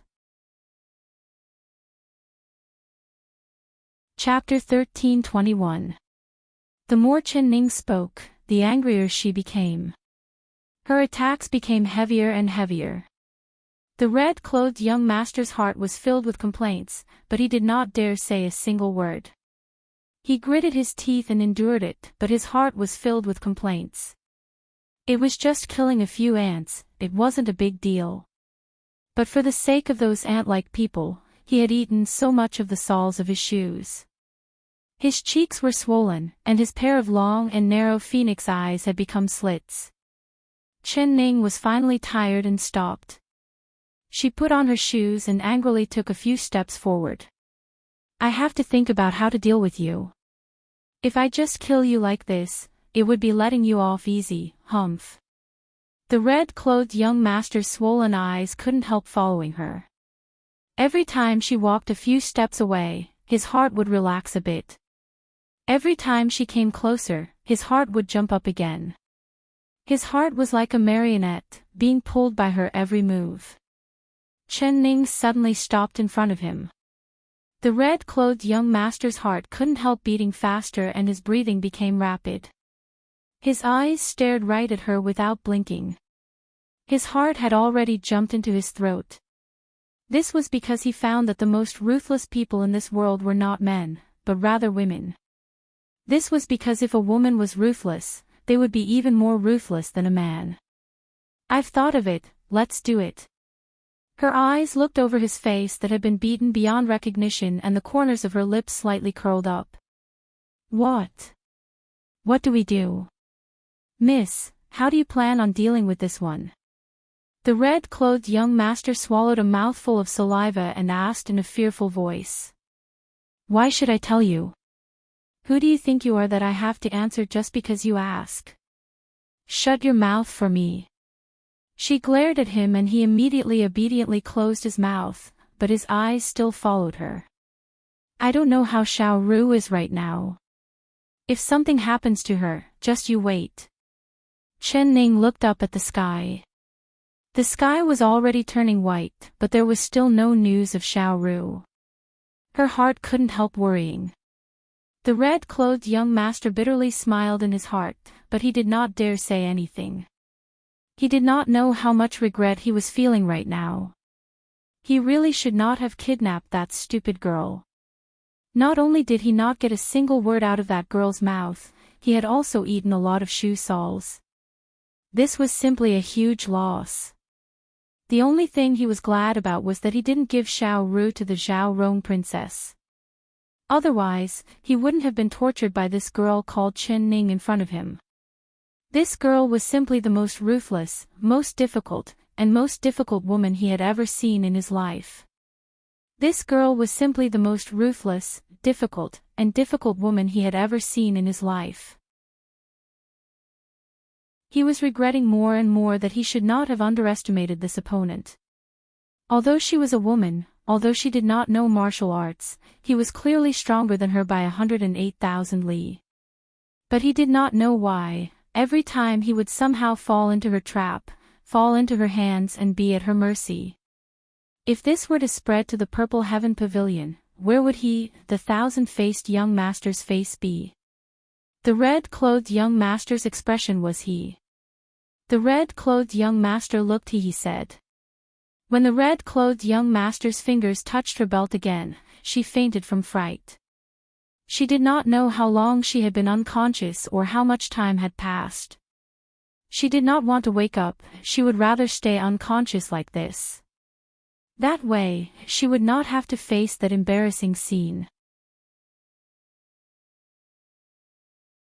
Chapter 13:22. Xiao Ru was still cursing the red-clothed young master in her unconscious state. She gritted her teeth and tightly clenched her fists. If he really stripped her naked and hung her in front of the city gates, she would kill herself. After she died, she would turn into an evil spirit and come find this red-clothed demon for his life. While she was unconscious, she could vaguely hear someone calling her name. Xiao Ru. Miss Xiao Ru, wake up. It was very similar to the red-clothed demon's voice. Bastard. Damn. He did such a disgusting thing to her and he still had the face to call her name. Xiao Ru had not even completely opened her eyes when she forcefully punched the blurry face in front of her. It hit the bridge of the nose. Demon, white-eyed wolf, I'll stake it all with you. I'll beat you to death. Crying and screaming, she rushed up and slapped his face several times in a row. After slapping it, she was stunned. Her raised hand stopped in midair as she stared at the man in front of her in a daze, looking like she had seen a ghost. Shui. Shui Feng, why is it you? You. Why are you here? I thought it was that red-clothed demon, so. She stuttered as she spoke with an embarrassed expression on her face. Shui Feng's nose had been punched and 2 streams of blood flowed down. His cheeks were both red and purple, filled with her finger marks. Although she did not know martial arts, she had used a lot of strength in her anger. Shui Feng was caught off guard and adding in the fact that he never thought Xiao Ru would make a move against him, he was completely stunned. It wasn't until now that he came back to his senses. Miss Xiao Ru, you. Why did you hit me? He was filled with anger and shock. He had come to save her with good intentions, but he never thought that he would receive a beating from her. I hit the wrong person, I thought you were that bad person. Shui Feng, does your face hurt? Xiao Ru's face turned red to her ears and her heart was filled with regret.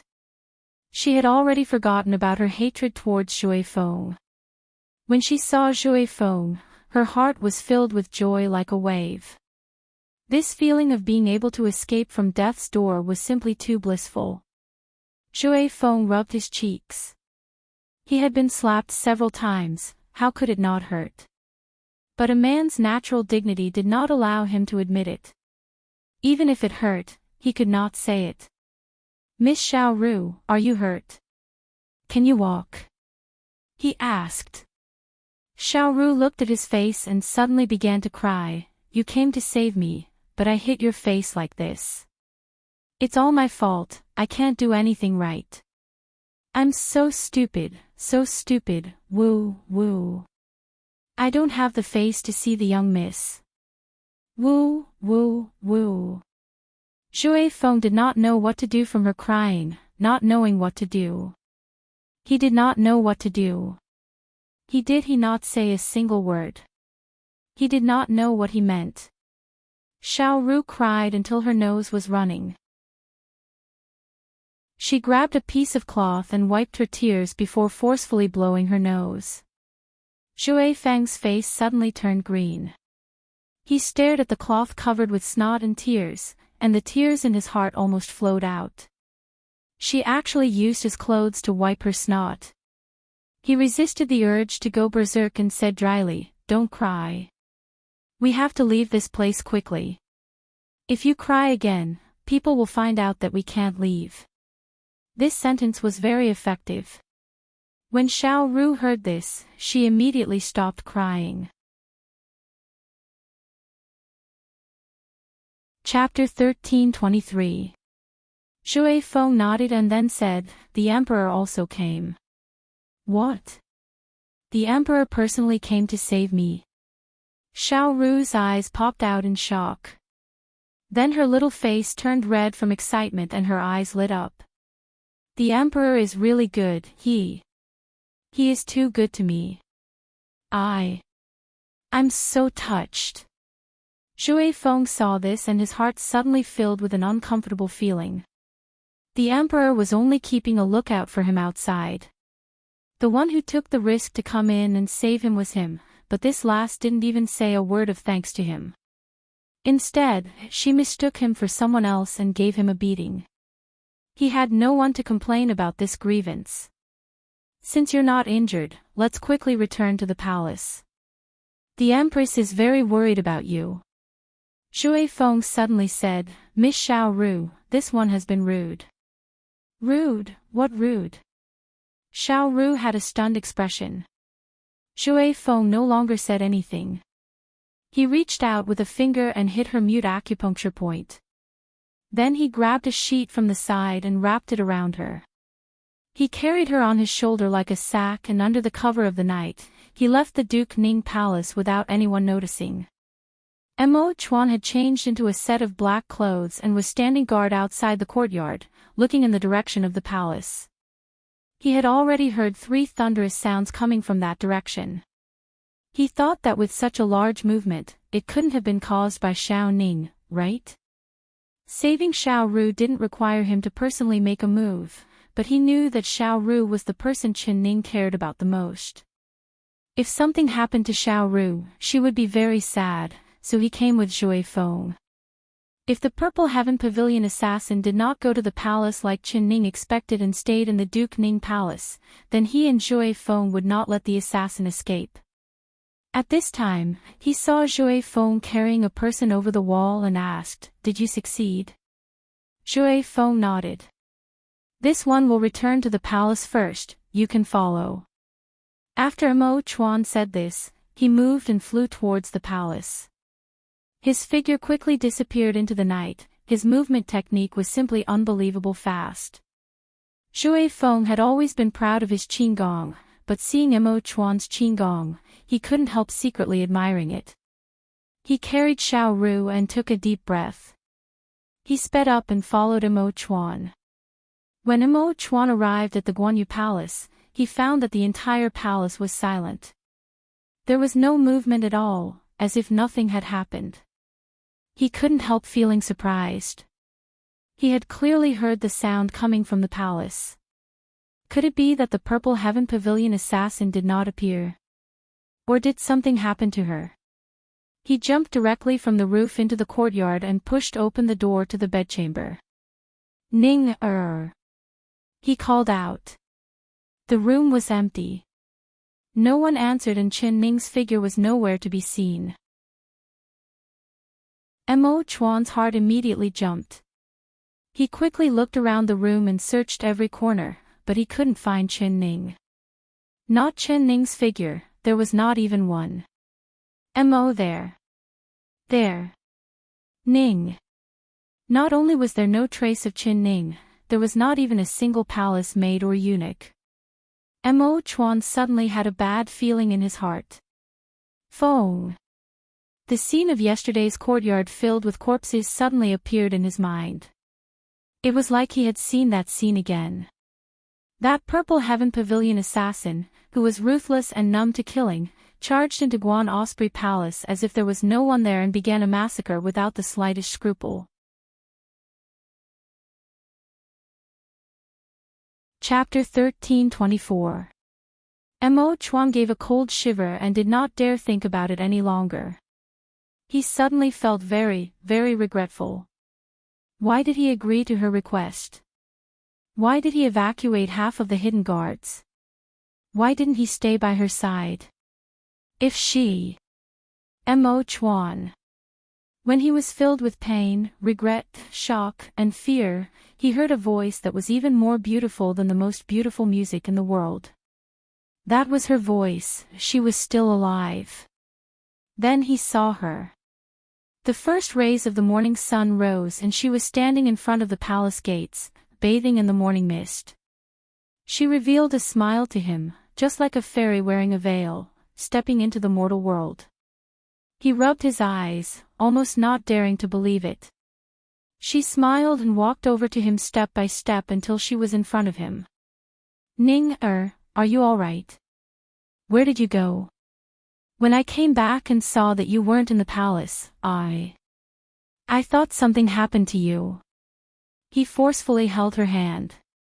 Her palm was soft and warm, carrying her unique fragrance. I'm fine, nothing happened to me. It's just that I made a lot of noise last night while catching the assassins, making the Empress Dowager unable to sleep. I just went to the Peaceful Life Palace to ask for forgiveness from the Empress Dowager. She said with a smile. Hearing this, Mo Chuan's heart finally fell down. Is mother fine? She's fine, she was just a bit frightened. I went to ask for forgiveness from the Empress Dowager, but the Empress Dowager was very unhappy and kicked me out without saying a word. She stuck out her tongue as she spoke, but her face revealed a smile as if she didn't care. Ning, mother has a problem with insomnia, so if she doesn't sleep well, her temper will be a bit bigger. Don't be angry at mother. Mo Chuan said with an apologetic voice. He knew that after Zhao Rong Princess returned to the capital, Empress Dowager Zhou's heart had other thoughts, so she always found Qin Ning unpleasing to the eye, picking on Qin Ning's faults. I'm not angry, this matter was my fault in the first place. I woke the Empress Dowager, so I went to ask for forgiveness early in the morning. I'll ask my master to see if there is any good medicine that can make the Empress Dowager sleep until dawn without any harm to her body. My master's medical skills are this high, he must have a way. Mo Chuan revealed a smile and lovingly pinched her nose. You're this filial to mother, I'll tell her about it. I'd better not. Now the Empress Dowager doesn't like to see me. If she knows that I asked my master for the medicine, she might directly throw it out and not take it. Wouldn't it be a waste of my efforts? Alright, then I won't tell mother, but this is wrong to you. Chen Ning shook her head with a smile. Where did Xiao Ru go? Mo Chuan said. She looked behind Mo Chuan and found that there was no one there. She couldn't help revealing a disappointed expression.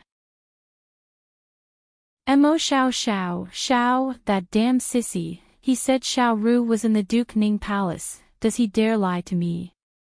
She angrily stomped her foot, I'll find him to settle this debt. Sissy, what sissy? Mo Chuan was confused hearing this. Chen Ning did not even have time to reply before she heard a voice filled with tears of joy. Young miss. Chapter 1325. Xiao Ru. Chen Ning called out in a surprised and happy voice as she walked forward. Young miss. I'm back, I've seen you again. Xiao Ru cried as she threw herself into her embrace. Chen Ning rubbed her black-haired head and her eyes couldn't help becoming wet. Although the two of them had only been separated for a day and a night, it was like they had been separated by life and death. Young miss, this servant thought that I would never see young miss again. Woo, that red-clothed demon was too terrifying. He killed so many people without even blinking. This servant was very scared and wanted to run out to report this to you, but I was caught by that demon. He is too bad. This servant hates him to death.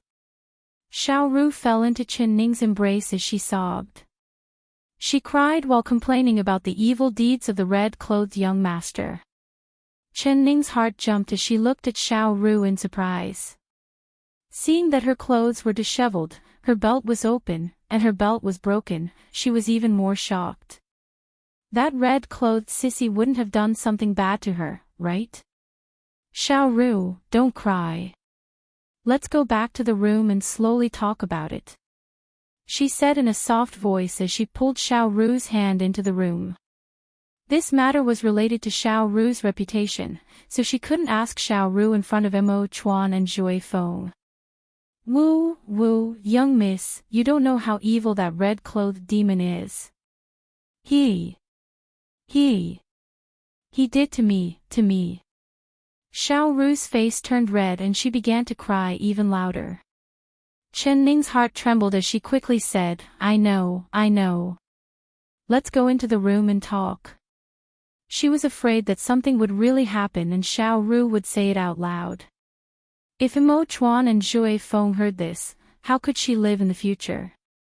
Young miss, do you know that the red-clothed demon wanted to take revenge on me? He said that he would take off my clothes and hang me on the city gate. Woo, that bastard, he's so bad. He even tore off my belt. I was so scared that I fainted. Xiaoru sobbed as she spoke. Chen Ning couldn't help letting out a sigh. Her heart that had been in her throat finally fell to the ground. So that red-clothed sissy was just trying to scare Xiaoru, making her think that Xiaoru had been bullied. If that red-clothed sissy had really done anything to Xiaoru, she would not let him off. I know he is a bad person. Xiaoru, you can relax, he won't bully you anymore. Let's go inside and you can slowly tell me how he bullied you. You can't leave out a single word and tell me everything. I will definitely help you vent your anger. Xiaoru sobbed a bit and wiped her tears as she said, after that, I fainted. When I woke up, Jue Feng had already come to save me and I never saw that bad person again. Young miss, he asked me about you, asking me what you liked and didn't like, but I didn't tell him a single word. Xiao Ning.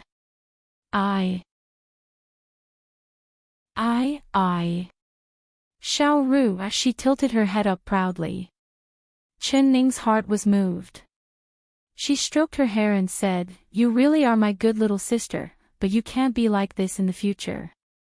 Whatever he asks, you have to answer. I don't want him to hurt you, so you can be assured that he won't hurt me.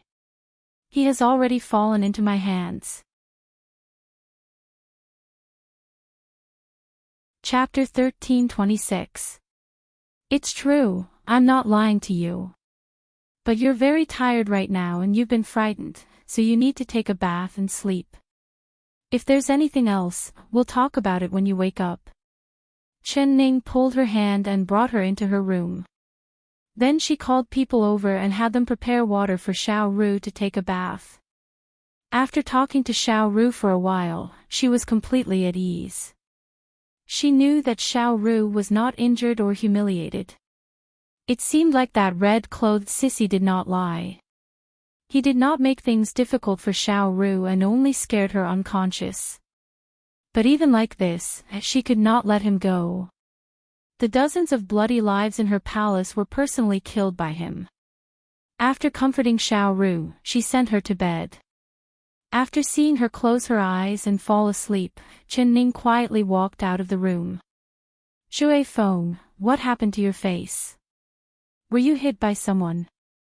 She finally noticed the red and purple finger marks on Jue Feng's face. It was clear that he had been slapped several times and she couldn't help feeling surprised. With Jue Feng's martial arts, who could hit his face? Could it be Mo Chuan? She looked over at Mo Chuan. Mo Chuan had his hands behind his back and stared at her. His meaning was that he was that bored. Naturally he knew where the finger marks on Jue Feng's face came from. When Jue Feng went in to save people, his face was still fine, but when he carried Xiaoru out, there were a few more marks on his face. If it wasn't Xiaoru who hit him, then there was no other person. Only he knew that men cared about their face, so he knew this in his heart and did not ask. This subordinate. This subordinate didn't see where I was going and hit the door. This was... Hit. Shui Feng had an awkward look on his face as he stuttered out. Hit? Chen Ning suspiciously looked at him. He was clearly hit by someone, but why didn't Shui Feng say anything? Was he protecting the person who hit him? Shui Feng, there's nothing else here, you can leave first. Mo Chuan gave a soft cough and helped this loyal subordinate escape because Shui Feng's face was already redder than a cooked prawn. Yes, Emperor. Shui Feng let out a sigh of relief. After bowing to the two of them, his figure disappeared. You caught the Purple Heaven Pavilion assassin? Is he alive? Mo Chuan asked. Of course he's alive. Killing him like this is too easy for him. Chen Ning hatefully said. Hearing this, Mo Chuan's calm face couldn't help revealing a surprised expression. Although he knew that she was already prepared, the other party was from Purple Heaven Pavilion. Their abilities were second to none. Even he didn't have the confidence to capture them alive. But she, a girl who didn't know martial arts, was actually able to capture a killer from Purple Heaven Pavilion alive. If he did not hear it with his own ears, he would never have believed it. If he did not hear it himself, he never would have believed it. He's in the box over there. I haven't figured out how to deal with him. You came back at the right time. Tell me, do you want to kill him, or do you want him to spit out the location of Purple Cloud Pavilion's lair, and then you can take people to exterminate this sinful abyss and get rid of evil for Jianghu? Mo Chuan couldn't help taking in a cold breath and patting her head. Chapter 13:27. After Mo Chuan said this, he looked at the large wooden box in the yard and slowly walked over. He's in there. Yes. Chen Ning nodded. I just went to pay my respects to the Empress Dowager and locked him in the box. In this short amount of time, he wouldn't have suffocated to death. Mo Chuan, you can ask whatever you want, he has already been completely subdued by me. He will answer whatever you ask and he won't dare to say a single lie. She remembered the fear in the red-clothed young master's eyes when he saw her and she couldn't help proudly raising her nose. Mo Chuan was both surprised and amused. How did you do this, girl? It had to be known that the assassins of Purple Heaven Pavilion were rarely seen. After they completed their mission, they would quickly disappear. Moreover, their methods of killing were very clean, not leaving a single trace. If they failed their mission and were accidentally captured, the first thing they would do would be to commit suicide by taking poison. They would definitely not reveal any information about Purple Heaven Pavilion. So although the people of Jianghu hated Purple Heaven Pavilion to the bone, they were helpless against them. It wasn't that hard. I just used the weapon Master made for me to shoot him 3 times and he obediently asked me everything. Of course, I also gave him a bone-transforming pill to absorb all the internal energy in his body, so even if he wanted to die, he wouldn't be able to. Chen Ning smiled as she took out the wooden spear and handed it over to Mo Chuan. Mo Chuan didn't bother looking at the assassin, his attention was completely focused on the wooden spear in Chen Ning's hand. What kind of weapon is this? Why does it look so strange? He took the wooden spear and weighed it in his hand. He found that it was very light and didn't have any weight. He also didn't see anything strange about it. This weapon is called a pistol, its power is very strong and it's very easy to use. There are 10 thunderbolt bullets in the barrel, it was specially made by me. No, you can't hold the gun like this. You have to hold here and then use the front sight to aim. Also, this little hook is called the trigger. You just need to use your index finger and the bullet will shoot out. Before Chen Ning finished speaking, Mo Chuan had already hooked his finger and there was a loud "hong" sound that sounded like a clap of thunder. The thunderbolt bullet hit one of the doors of Guan Osprey Palace without missing a beat. The door was sent flying and the solid wood was blasted off. The red paint fell off and the surface was filled with holes, completely unrecognizable. Mo Chuan was shocked. Looking at the wooden spear in his hand, he was filled with disbelief. This thing. Why is it so strong? If he hadn't personally experimented with it, he wouldn't have believed that such a small and light weapon could actually cause such a powerful force. Can it be made in large quantities? This is called a pistol. If it can be mass-produced, its might will far surpass the mountain-pushing crossbow. If it is used on the battlefield, my West Chu army will be invincible and invincible. Mo Chuan wanted to make West Chu stronger, no longer being oppressed by East Qin. He wanted to take back the territory annexed by East Qin, so when he saw the might of the pistol, his first thought was to use it on the battlefield. The purpose Chen Ning made this pistol was only for self-defense. Of it. Hearing Mo Chuan's words, she couldn't help being stunned. You want to use it on the battlefield? Her expression was a little strange, and she couldn't tell what she was feeling. Chapter 13:28. She understood and supported Mo Chuan's thoughts. She also hoped that the West Chu country would become stronger day by day. So she spent a lot of effort to study the 20 crossbow blueprints for him. The appearance of the mountain-pushing crossbow would definitely cause a stir in the 4 countries.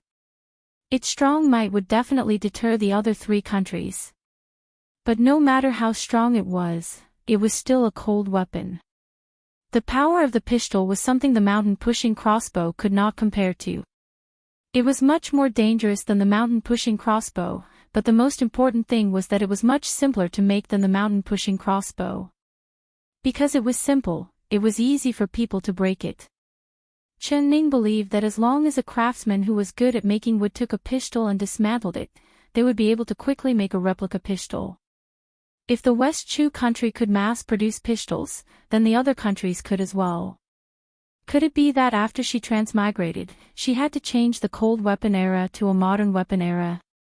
Thinking of the soldiers from both sides meeting on the battlefield, each holding a wooden gun and shooting at the other side, Chen Ning felt a chill run down her spine. She couldn't help getting goosebumps. That's right, this pistol is small and light, it's easy to carry around and it's very convenient to use.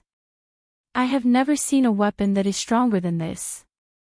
If it can be mass-produced, wouldn't it be a blessing for my West Chu? Mo Chuan played with the pistol, looking like he didn't want to let it go. He had always thought that the peacock tail he gave her was the strongest hidden weapon, but when he saw this pistol, his entire body was filled with shock. It was no wonder that she could capture the assassin of Purple Heaven Pavilion without much effort. With this extraordinary pistol, all the impossible became possible. The assassin must have been shocked by her secret weapon, so he lost his ability to resist. Chen Ning's mind turned a few times.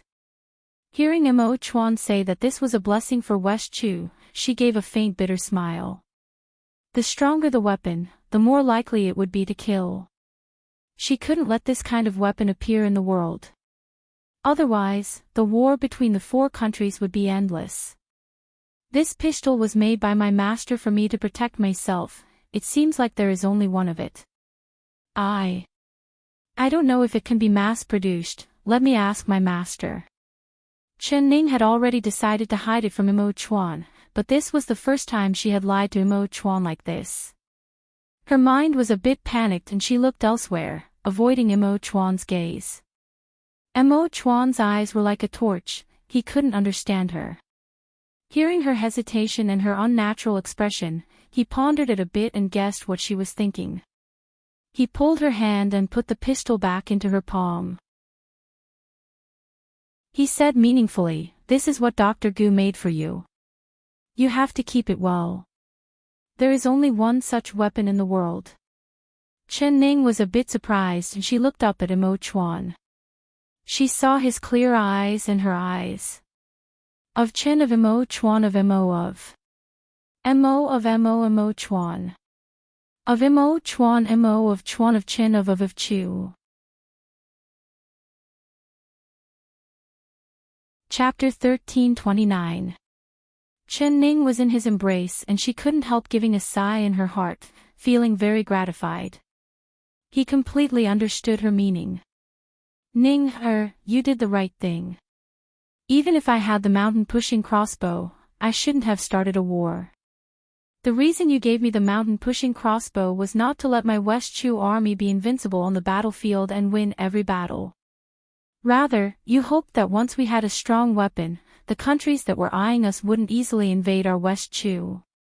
A wise ruler should be thinking about how to let the citizens live in peace, living a peaceful and happy life, not constantly killing and fighting. Ning, it's a good thing you're by my side to remind me, otherwise I would have become an incapable ruler immersed in war and killing. Mo Chuan's lips curled into a self-mocking smile, but his heart was secretly on guard as his back was covered in a cold sweat. So close. Ever since he obtained the mountain-pushing crossbow blueprint, he had been thinking about many things. He thought about many things, thinking about training an elite army, thinking about creating large amounts of mountain-pushing crossbow, thinking about using the might of the mountain-pushing crossbow to easily defeat the East Qin army. He wanted to take back the territory that East Qin had annexed and he wanted to send troops to the East Qin capital. He wanted to force East Qin to hand over the imprisoned previous emperor and then completely defeat the East Qin army that had been acting high and mighty in front of West Chu for many years. He had also thought about defeating East Qin and then sending troops to Southern Peak, bringing this country that had always had ill intentions towards West Chu into the West Chu country's territory. Of course this was not something that could be done in one go, he had to slowly plan it out. He believed that there would soon be a day where it could be realized. His heart was stirred up by this lofty aspiration. Until now. Mo Chuan suddenly realized that if he wanted to realize all of this, it would bring the citizens years of war. Countless soldiers would lose their lives in the war, the citizens would lose their loved ones, and they would lose their peaceful homes. Thinking of this, his back couldn't help being covered in a cold sweat and large beads of sweat appeared on his forehead. Ning, it's my fault. I misunderstood the true meaning of giving me the mountain-pushing crossbow. It was my killing intent that was too heavy, No, Mo Chuan, it wasn't your killing intent, but rather your ambition. As an emperor, you must have ambition. But now that you've understood, that's good, I'm very happy. Chen Ning had been watching his expression the entire time. The complex emotions in his eyes did not escape her eyes at all. Seeing his eyes become clear and firm, she couldn't help revealing a faint smile. He finally understood her thoughts. She wanted West Chu to become strong enough that enemies would not dare invade them. Only with strong weapons would they have the capital to do so. But being strong did not mean that they had to attack. As an ambitious and vengeful emperor, how could he restrain his growing ambition and not start a war when he had a strong military force? This was the hardest thing to do. Luckily Mo Chuan had finally thought of it and did. You silly girl, if you put so much thought into this, you could have told me this from the start. Do you think I would be stubborn and not listen to anyone? Mo Chuan stroked her hair and revealed a faint smile. Chapter 1330. You are a man, the ruler of a country, your words carry weight. I am just a little girl, so if you listen to everything I say, wouldn't people laugh at you, the ruler of a country, for not having the spirit of a man? Chen Ning pursed her lips into a smile. She looked up at him with eyes filled with tenderness. Whoever dares laugh at me, use this pistol to show them how powerful you are. Mo Chuan's mood was very good and he couldn't help joking with her, speaking of which, this pistol's power cannot be underestimated. It's just that the sound is too loud, just like thunder on a sunny day. She said in a somewhat annoyed voice, that's right. It's a pity I don't know how to make a silencer, otherwise it wouldn't make this much noise. If I used this pistol a few more times in the palace, the Empress Dowager wouldn't be able to sleep well at night. She would give the order to burn that thing that makes thunder every day for this widow. Mo Chuan pinched the tip of her nose and stared at her as he said, "All right, you dare speak ill of mother behind her back. See if I don't go to mother and report you." He was about to leave. "Hey, Mo Chuan." Chen Ning was about to pull him back, but her eyes turned and she let go of his sleeve. "All right, quickly report me to the Empress Dowager. Once the Empress Dowager is angry, she will depose me as the Empress. Then she will help your cousin Zhao Rong take the throne, which is exactly what you want." Mo Chuan's face turned dark when he heard this. It was like his feet were rooted to the ground, not moving at all. Go quickly." She gave him a little push, giggling. "You little girl, are you purposely trying to disgust me? You don't want to be my empress, you want to give the throne to Zhao Rong. What do you mean, Un?" He grabbed her wrist and a dangerous flame appeared in his eyes. Very good, she was becoming bolder and bolder. It seemed like he had spoiled her too much recently, so she spoke without restraint. If she didn't want to be his woman, whose woman did she want to be? "Are you thinking of abandoning me and leaving with your master? Isn't that right?" He lowered his brows and spoke in a low voice, but it was like a storm was brewing. Chen Ning suddenly felt guilty. Could it be that he knew? "It's clearly you who wants to complain to the Empress Dowager, it's you who wants to make Zhao Rong the Empress." Mo Chuan was filled with anger. "It's you who is distorting the truth. When did I say I wanted Zhao Rong the Empress?" Mo Chuan angrily said. "Didn't you want to complain to the Empress Dowager? Why aren't still not? Why don't you go?" "I was just purposely scaring you, how could I tell on you?" Mo Chuan grabbed her waist and bit her red and delicate lips. Mo Chuan's eyes were filled with tears. "You're a good girl, but your mouth is always unforgiving. Fine, I can't win against you, I admit defeat." When he said the word surrender, the corners of his mouth curled up slightly. In this world, she was the only one who could make him admit defeat with a smile. Chen.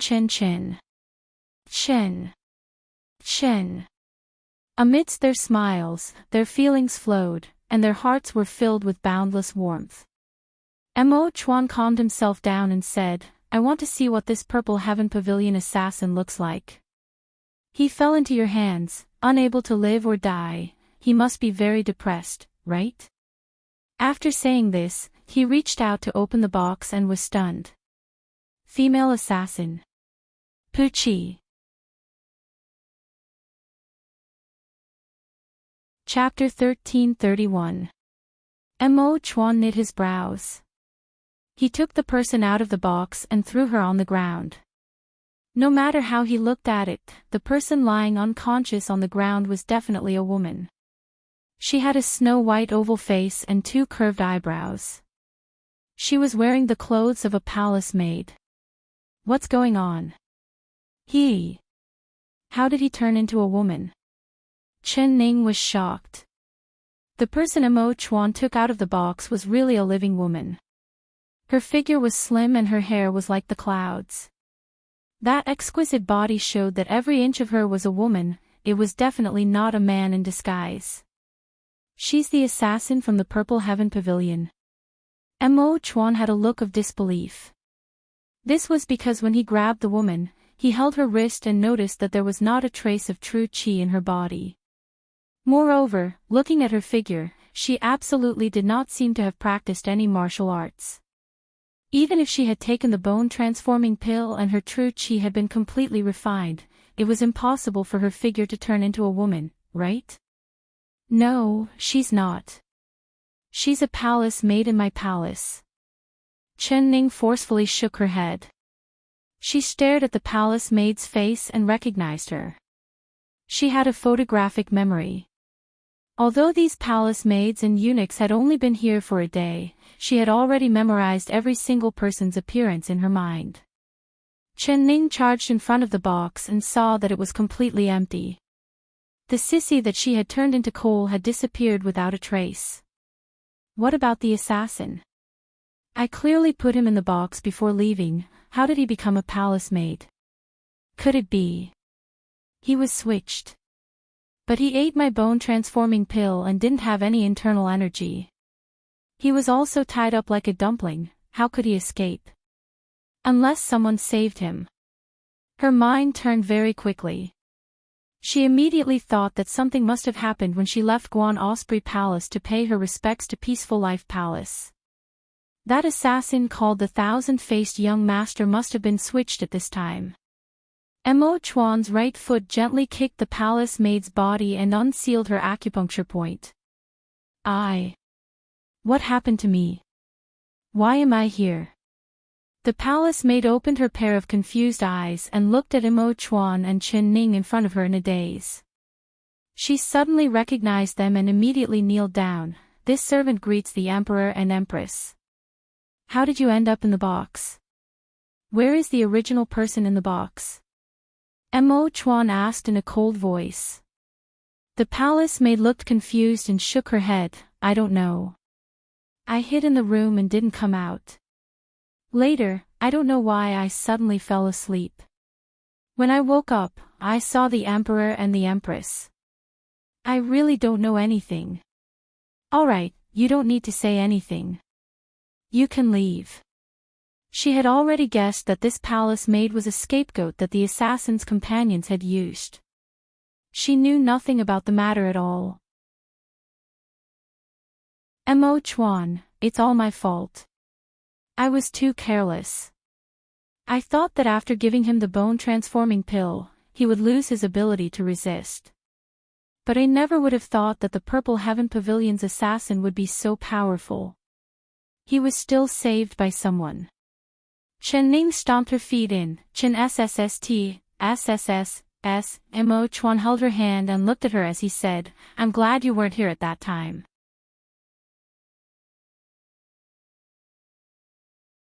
Chapter 1332. If I didn't leave, the killer's companion wouldn't have had a chance to save him, but now I let a big fish escape from the net. She said. Mo Chuan patted her head, silly girl, you don't know how hard it is to deal with the people from Purple Heaven Pavilion. Their assassination methods can be said to come and go like ghosts. Even if you have a powerful pistol, you don't know martial arts. If they hide in the dark and ambush you, how could you escape? Even if they don't use hidden weapons, as long as they silently appear behind you, you won't be able to find them. Your life is basically in their hands. I'm guessing that when the killer fell into your hands, his companion must have been lurking around here, but he was also shocked by your pistol, so he didn't dare to attack you. As soon as you left, he used the trick of swapping to save the killer. He calmly analyzed the situation. Chen Ning nodded. She had the same thoughts as Mo Chuan. But, she had clearly obtained a good hand, but the tables had been turned by someone else. This kind of sullen feeling was really terrible. Mo Chuan saw her unhappy expression and softly said, actually you didn't lose out. That killer tried to steal a chicken but ended up losing the rice. Since he fell into your hands, he must have suffered a lot from a little witch like you. Tell me, what did you do to the killer? Chen Ning remembered the fear in the red-clothed young master's eyes when he saw her and she couldn't help smiling. I didn't do anything to him. I just shot him with 3 thunderbolt bullets, blew up his butt, destroyed his mask, and slapped him a few dozen times with the soles of my shoes. I hit him so hard that even his grandmother couldn't recognize him. Other than that, I really didn't touch a single finger of his. Mo Chuan gave a rare smile. His lips curled up from Chen Ning's words and his eyes were filled with a smile. That doesn't count for anything. He couldn't help sympathizing with the killer. Of course it doesn't count for anything. I was planning on taking off his clothes and hanging him in front of the city gates, letting people come in and out look at his face. It's a pity he ran away, AI. She gave a regretful sigh. Mo Chuan stared at her. He really is unlucky to meet you. This kind of method to harm people, how did you even think of it? This isn't the first time. Last time he pretended to be a child to trick us. I had Shui Feng take off his clothes and hang him in front of the city gates. Before she could finish, she suddenly felt a chill on her back.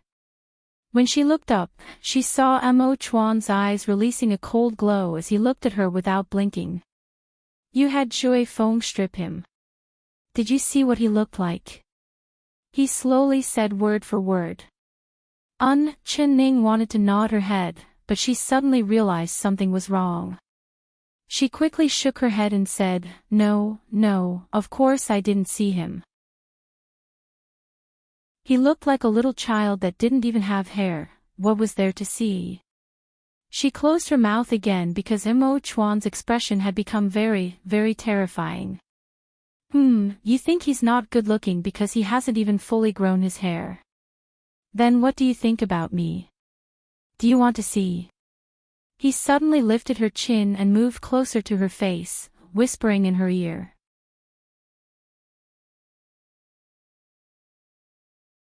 Chapter 1333.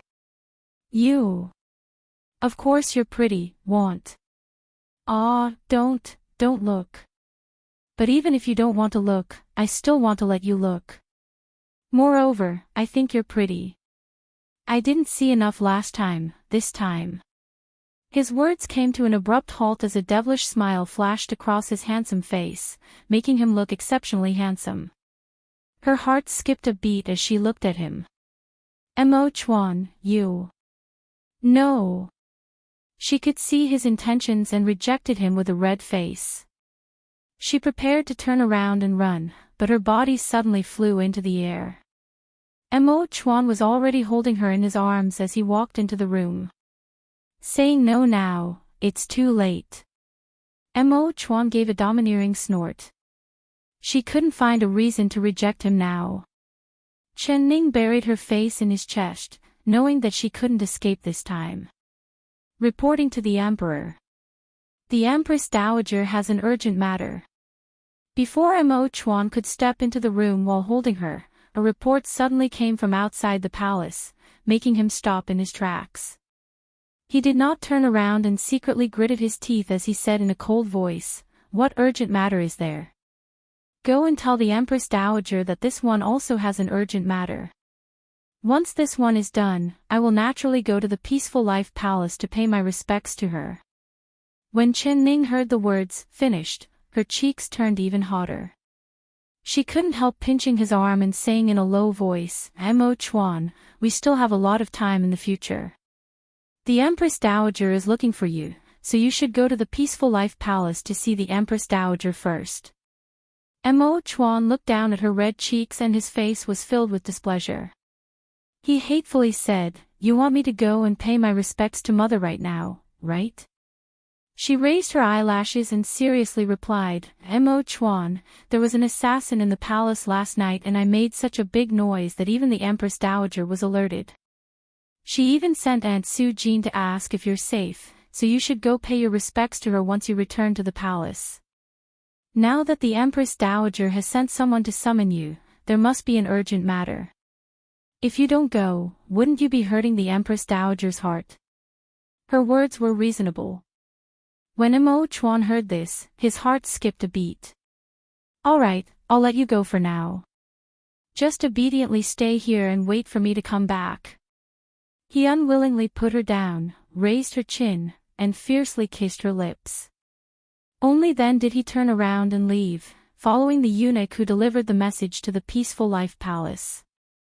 Chen Ning let out a sigh. Her cheeks were still burning as she patted her chest. Mo Chuan told her to wait for him to come back, but she still had many things to do, so how could she obediently stay in the palace? She sent someone to call Shui Feng and then went to Dr. Zhang's palace with Shui Feng's escort. Although the scarlet-clothed young noble had escaped from her hands, she did not feel that there was anything to be afraid of. She was very confident in the bone-transforming pill. Even if the scarlet-clothed young noble's martial arts were high, without internal force, he was just an ordinary person who could not even beat her. As for his purple cloud pavilion's companions, they wouldn't be able to come. On T no his purple his T think of go to her, T treat teal T. Only the power of the thunderbolt bullet was very strong, but it had a fatal weakness, which was that it was too loud. It would be great if she could make a bullet that made no sound.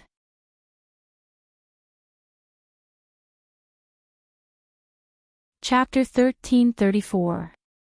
Chen Ning believed that Gu Qingze would have a way to solve this problem that gave her a headache. She was not worried about the Purple Heaven Pavilion's assassins coming to take revenge on her, but Shui Feng's heart was still in his throat. He did not dare be careless and called many hidden guards to protect her. Every tree and bush was an enemy on the way, but nothing strange happened when the two of them safely entered Dr. Zhang's palace. "Master, how is Xiao Bai?" When she entered, she saw Gu Qingze sitting in front of Chu Xiao Bai's bed. He had a look of concentration on his face, not even noticing that she had come in. Gu Qingze thoughtfully withdrew his fingers from Chu Xiao Bai's wrist. He turned to look at her and snappily said, "Why don't you ask how your master is doing?" Ziyi, it seems like his mood is not good." Chen Ning stuck out her tongue and giggled as she said, "Seeing master, this old man is full of energy. His face is glowing and he's very good." "Humph, flatterer." Gu Qingze rolled his eyes at her, but his lips curled into a faint smile. "Master, why hasn't Xiao Bai woken up yet? He has been asleep for several days.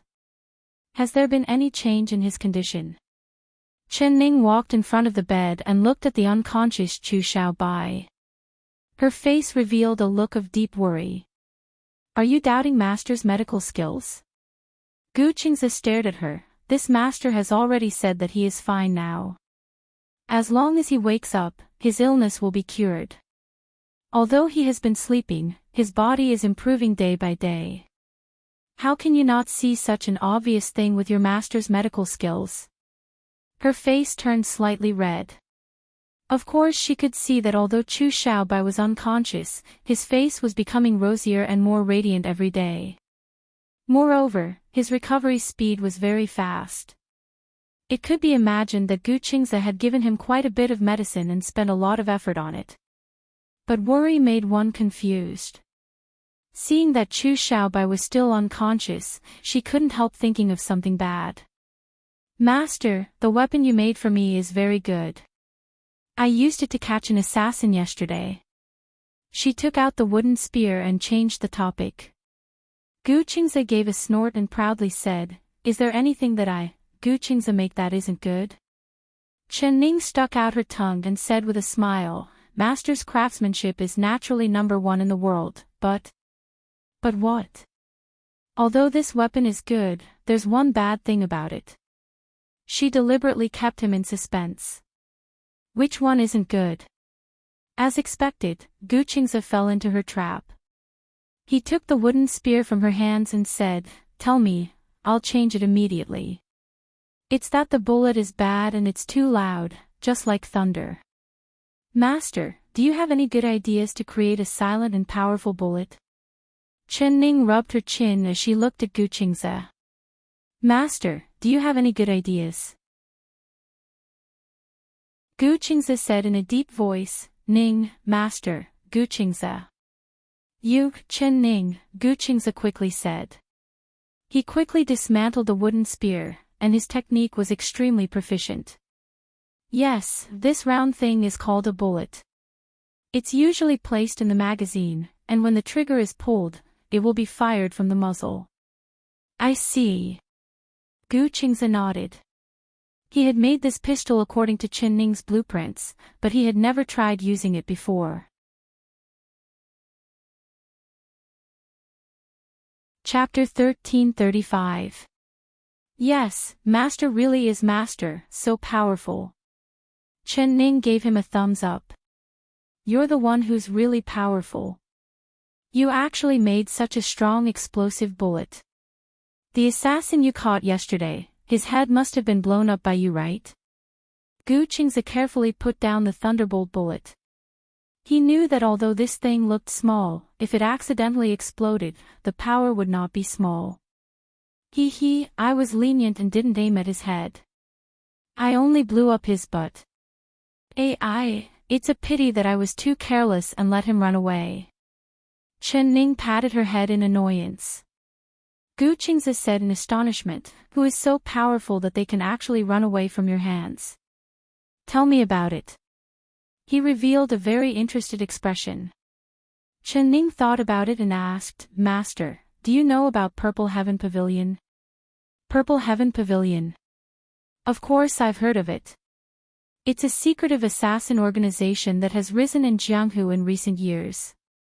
I heard that they are very powerful. Gu Qingzi's brows slightly jumped and he took in a breath of cold air. Could it be that the person who tried to assassinate you was an assassin from Purple Heaven Pavilion? Last time that Wood Chasing Wind said that you were in danger, could it be that you were targeted by an assassin from Purple Heaven Pavilion? Yes. She nodded. Gu Qingzi couldn't help but knit his brows. How did you offend someone from Purple Heaven Pavilion for no reason? Do you know that they are like maggots in the bone? Once you offend them, they will always pester you until you die. Master, it's not that I offended them, it's that they accepted money from someone else and wanted my head. Although my head isn't worth any money, I'm not willing to let them take it away for free. If they want to kill me, I naturally have to resist. I can't just obediently stretch out my neck and let them poke me, right? Don't you think so?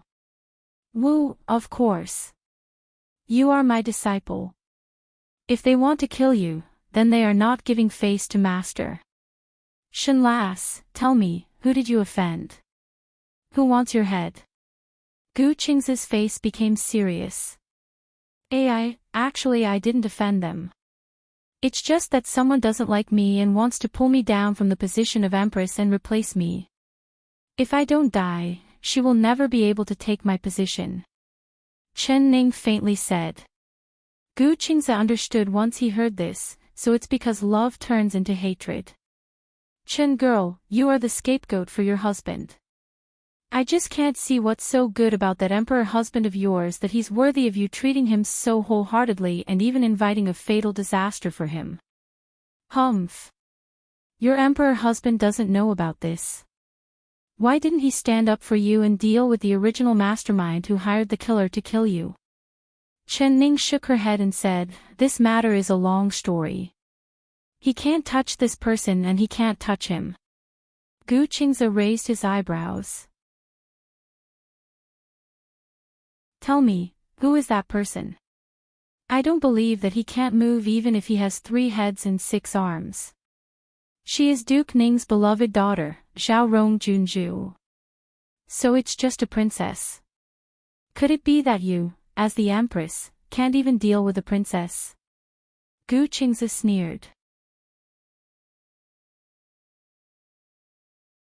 Chapter 1336.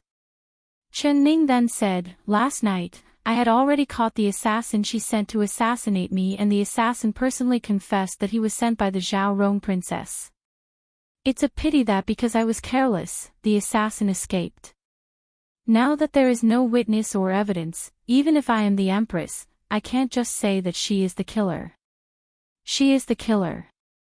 After hearing this, Gu Qingzi was silent for a while before suddenly asking, you just said that she is Duke Ning's daughter? Chen Ning nodded. Tomorrow is the 5th month's Dragon Boat Festival, which is also the Zhao Rong princess' birthday. Your master has heard that the palace is holding a banquet to celebrate the Zhao Rong princess' birthday, is that right? Gu Qingzi asked. She made an "ee" sound and then said in a strange voice, Master, you don't leave your house, but your news is really fast. Even this kind of thing has reached your ears. Gu Qingzi ignored her and threw out a large red invitation card from his sleeve. A few large words were written neatly on it, to the ancient divine doctor. Chen Ning picked up the invitation card and opened it. She understood with a single glance. So Duke Ning is inviting you to the palace for a banquet. She raised her head and looked at Gu Qingzi. Master, are you going? I wasn't going, but now your master has changed his mind. Gu Qingze said with an expressionless face. He moved the armrest of the chair a bit and the armrest that was like a small box opened. He reached in and took out a thin item. Chen Ning looked at it with wide eyes. She felt that Gu Qingze's chair was like Du Shenyang's treasure chest, containing all kinds of strange things. Something that could be hidden in this chair by Gu Qingze was definitely not a normal item. The spirit rhinoceros pill from last time was a rare treasure, but this time he took out. Was it a piece of clothing? Gu Qingze stroked that thin piece of clothing and his eyes revealed a look of deep thought. It was like he was lost in his memories, not making a sound for a long time. Chen Ning also quietly stood there, not bothering him. I've left this piece of clothing here for 10 years, I'll give it to you today. Gu Qingze came back to his senses and gave the clothing in his hand to Chen Ning. She did not take it and shook her head as she said, this piece of clothing must be very precious. It is master's most treasured item, I can't take it. What, you can see the benefits of this piece of clothing? Gu Qingze raised his brows and looked at her with a strange look. I can't see it, but master keeping it for 10 years shows that it is not normal, so I can't take it. Gu Qingze put on a stern face and said, if I say I'll give it to you, then I'll give it to you. What are you trying to make excuses for? Do you still want to be my disciple?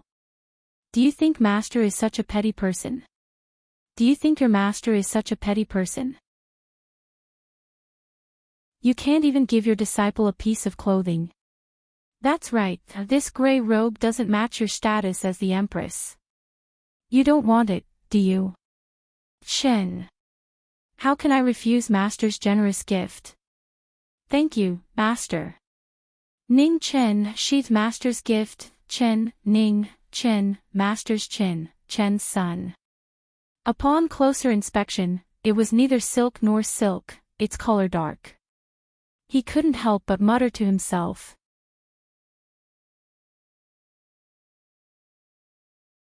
Chapter 1337. Master, this robe is actually a heaven and earth treasure. Chen Ning's eyes opened wide. Gu Qingze rolled his eyes at her and said, of course, it's made from the cold silk of the snowy peaks of the extreme north. It can't be damaged by swords or spears, and it can't be invaded by water or fire. You little girl only know how to cause trouble, even daring to provoke the assassins of the Purple Heaven Pavilion. Aren't you afraid of endless trouble? But you'll be much safer if you wear this robe. You just need to be careful, don't let someone cut off your head while you're asleep. Can't be damaged by swords or spears, and it can't be invaded by water or fire. Chen Ning was pleasantly surprised. Her hands holding the robe were trembling from excitement. She already knew that this robe was not ordinary, but she never thought that it would be a treasure that everyone dreamed of. In this era of cold weapons, having this robe was equal to having a protective talisman. Master, this gift of yours is too precious, I really can't accept it.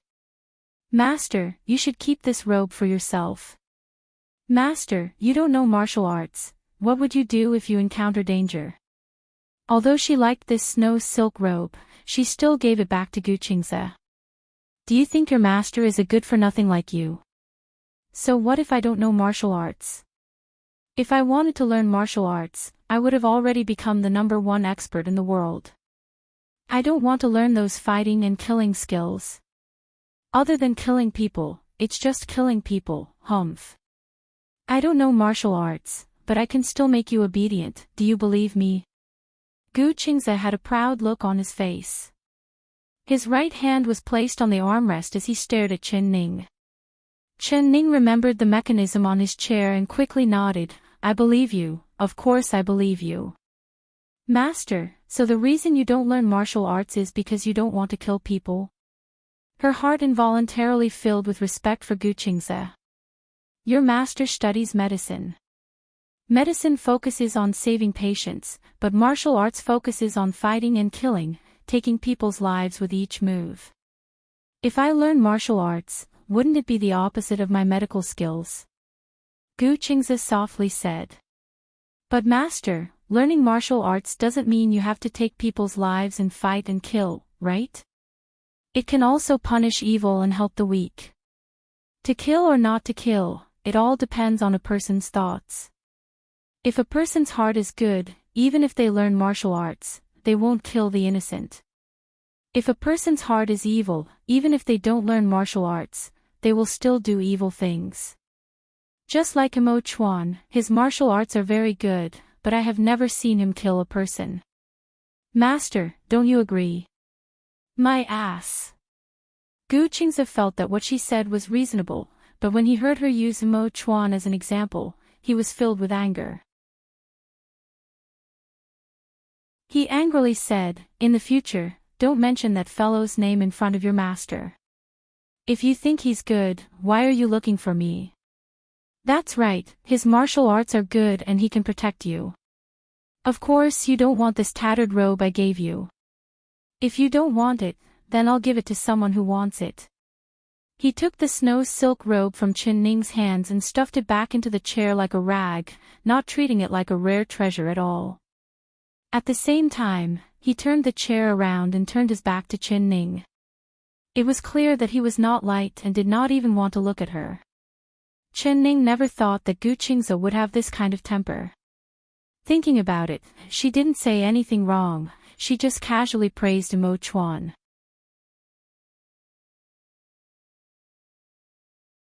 Chapter 1338.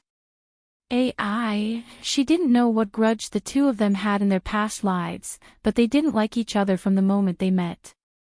When she mentioned Gu Qingze to Imo Chuan also had a sour expression. This made it hard for her to be stuck in the middle. Master, when did I say I didn't care about the treasure you gave me?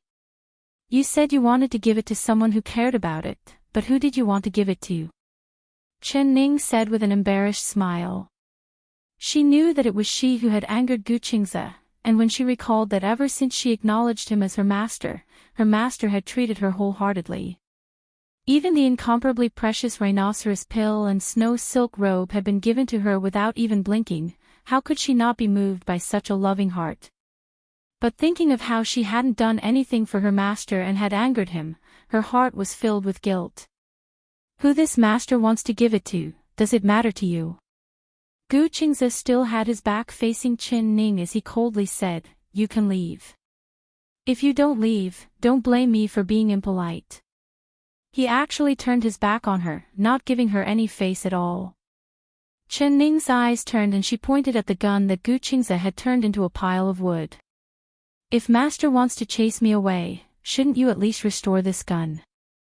Without it to protect my life, if the assassins of the Purple Heaven Pavilion come back, I'm afraid I won't be able to live to see tomorrow's sun." She deliberately made it sound like the situation was very dangerous. Gu Qingze gave a snort, not being moved by her at all. "Didn't you say that you don't want anything of mine? If you want to save your life, then go find your martial arts emperor husband. Why are you looking for a master who doesn't know martial arts? Leave, quickly leave." He mercilessly ordered her to leave. After saying this, he gently pressed down on the armrest and a black rope came out.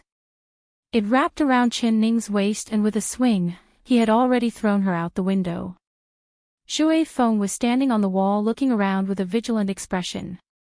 Suddenly seeing Qin Ning being thrown out the window, he was shocked and flew over to support her. "Empress, are you all right?"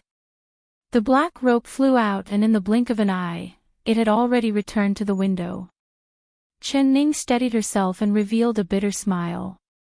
She shook her head and said, "I'm fine. There's an assassin inside." Zhui Feng's eyes turned cold as he looked at the closed window. "No, I'm not an assassin. It was me who made Master angry, so he kicked me out," Qin Ning said loudly to the window. The room was silent, not a single sound came out. Although Zhui Feng respected Gu Qingze a lot, seeing him treat Qin Ning like this, he couldn't help feeling a bit angry. He clenched his fists, but before he could say anything, Zhui Feng said, "Zhui Feng. Shui Feng was stunned as he looked at Chen Ning's face. Chen Ning's face did not show any signs of anger. Rather she giggled and said to the window, "Master, then I'm leaving." "I'm really leaving." Gu Qingzi still did not say anything in the room, but the window was suddenly pushed open and something was thrown into Chen Ning's arms. Chen Ning looked down and saw that it was the pistol. It had originally been disassembled by Gu Qingzi, but in this short period of time, Gu Qingzi had actually reassembled it back to its original state. Even the thunderbolt bullets were loaded into the magazine. The corners of her lips curled up as she chuckled.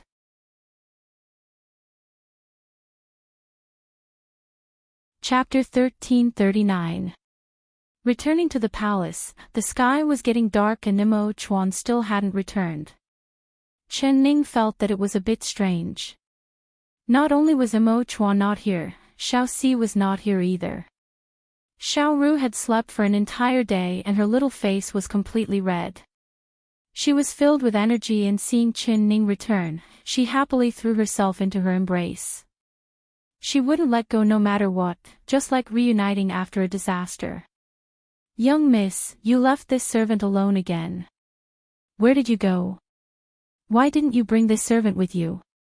She pouted her lips and revealed a wronged expression. When Chen Ning saw her expression, her heart turned soft. She rubbed her hair like she was rubbing a kitten. "I went to see my master and saw that you were sleeping like a pig, so I couldn't bear to call you.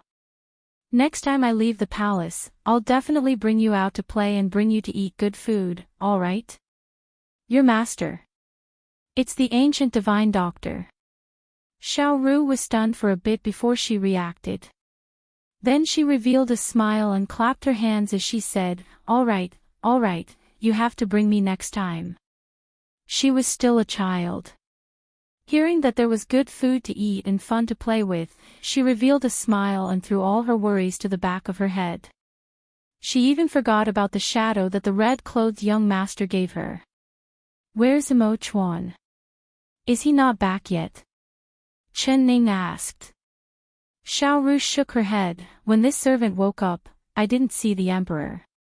Not only did I not see the emperor, I also didn't see Xiao Si." "That's right, young miss, I was captured by the red-clothed demon." "Did Xiao Si come to find me?" Her face was slightly red as she asked in a shy voice. Chen Ning looked at her with a smile. She scratched the tip of her nose and said with a smile, "What do you think?" Xiao Ru lowered her head and said, "This servant doesn't know. I haven't seen him in several days and haven't talked to him." She was a bit sad. When she was captured, she had been hoping for someone to save her and the person she wanted to see the most was Xiao Si. But Xiao Si did not say a single word of greeting from beginning to end, not even showing his face. The one who came to save her in the end was not Xiao Si at all, but rather that wooden Shui Feng. Chen Ning patted her head and said with a faint smile, "Isn't it easy for you to see Xiao Si? When Mo Chuan comes back, he will naturally come back. If you have anything you want to say to him, just say it to him." She had already discussed it with Mo Chuan that he wouldn't stop her from seeing Xiao Si in the future. They were both young, so they were just chatting and laughing, so there was no love involved. The worries she had before were completely unfounded. Chen Ning thought that Xiao Ru would be happy hearing this, but who would have thought that Xiao Ru would shake her head? "I don't want to see Xiao Si that much. I had a lot of things I wanted to tell him, but after not seeing him for so long, I don't remember." Xiao Ru looked outside. "She?" Chen Ning asked in a curious voice, "Why are you looking for Shui Feng?" Shui Feng had escorted her back, but once she entered the Guan Osprey Palace, Shui Feng hid himself. As a secret guard, he was used to hiding in the shadows, not being discovered by anyone.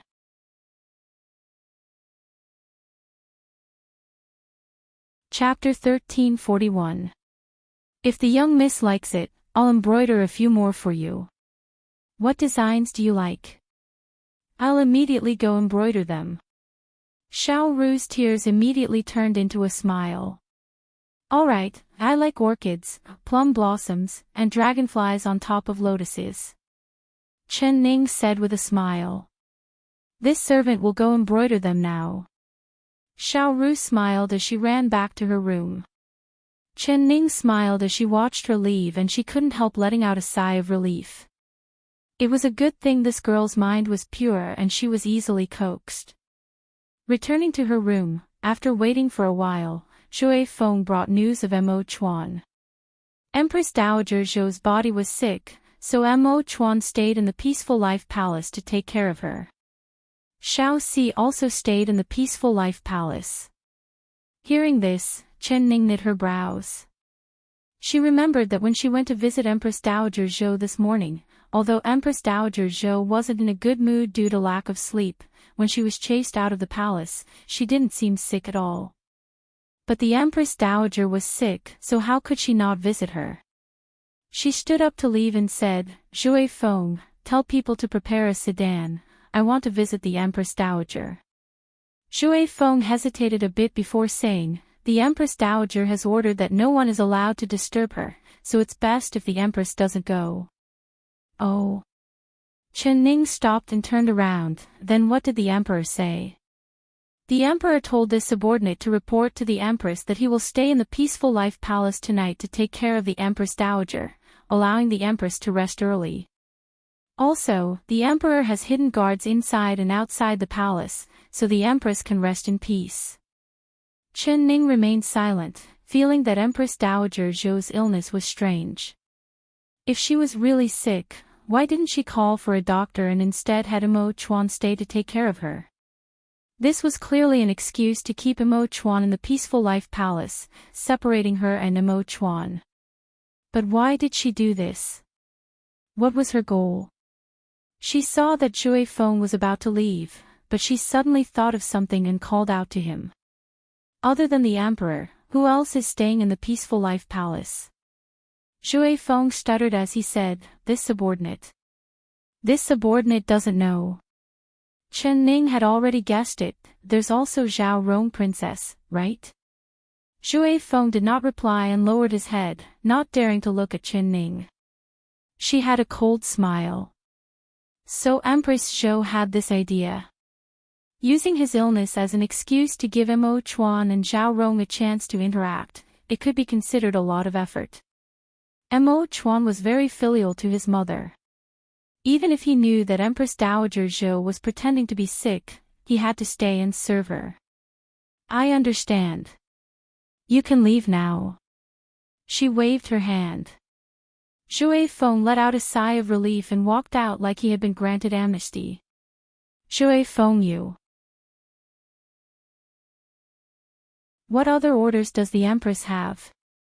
Shui Feng's breathing couldn't help stopping as he turned around. Chen Ning's face was very calm, not showing any anger or annoyance. Her eyes fell onto Shui Feng's face, sizing him up. That probing gaze made Shui Feng's heart jump up and down, making his body feel uncomfortable. But he still kept his cool and didn't say a word. Chen Ning took out Xiao Ruxiu's pouch. She wanted him to take it, but seeing his blank expression, she changed her mind. This pouch was Little Ru's gratitude towards him. Since this blockhead did not appreciate it, then why waste Little Ru's good intentions? There's nothing else. You can leave, she said lightly.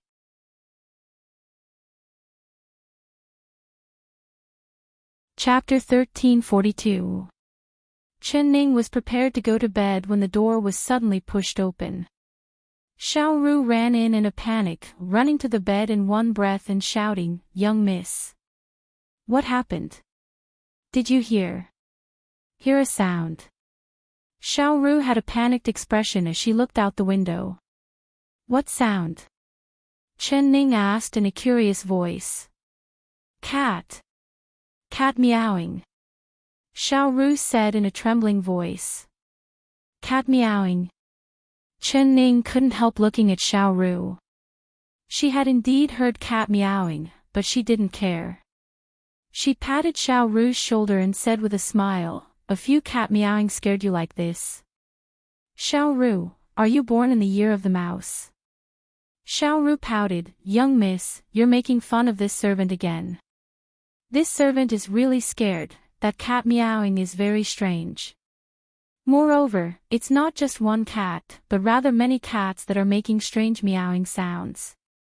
The sound is just outside the window, this servant is too scared to sleep. Chen Ning said with a faint smile, it's spring right now, it's normal for cats to meow, what's so strange about it? Since you're afraid, you can sleep with me tonight. How can I do that? Xiaoru's eyes opened wide, this is the Emperor's dragon bed, how could this servant dare? What do you mean dare or not dare, it's just a bed. Mo Chuan will stay in the Peaceful Life Palace tonight to take care of the Empress Dowager, so you can sleep with me. She didn't say anything as she pulled Xiaoru onto the bed and covered her with the blanket. Xiaoru still had a worried look on her face. She would occasionally get up and look out the window. What are you afraid of? Mo Chuan won't come back. Even if he comes back, he's not a tiger, would he eat you? What, are you still afraid of those cats? Chen Ning teased her. Xiaoru's heart trembled as she shrank back to her side, young miss, don't you think that the meowing of these cats is very strange? This servant has often heard cats meowing before, but it's completely different from these cats. When I hear these cats meowing, I feel like something bad is about to happen. It was fine if she didn't mention it. Once she mentioned it, Chen Ning also paid attention. She listened with rapt attention and heard that the cat's meowing was a bit strange. The sound was filled with excitement, as well as an indescribable evil aura. You always like to let your imagination run wild. It's just a cat's meow. Go to sleep. Tomorrow is the Dragon Boat Festival. There will be a big banquet in the palace. All the princes and ministers will be attending. You have to get enough sleep to be energetic tomorrow. Don't you like crowds? Tomorrow the palace will be very lively, I believe you will have a good time. Don't you like crowds? Xiaoru had an unhappy look on her face, this servant doesn't want to participate in that palace banquet. Young miss, you don't need to participate either, this servant already knows that the Empress Dowager wants to celebrate the Zhao Rong Princess' birthday. That Zhao Rong Princess is so hateful, this servant gets angry when she sees her, humph.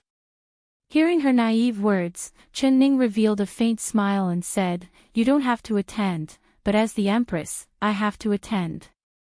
Alright, if you don't want to go tomorrow, then just obediently stay in the Guan Osprey Palace. I'll have Xiao Si stay and chat with you, alright?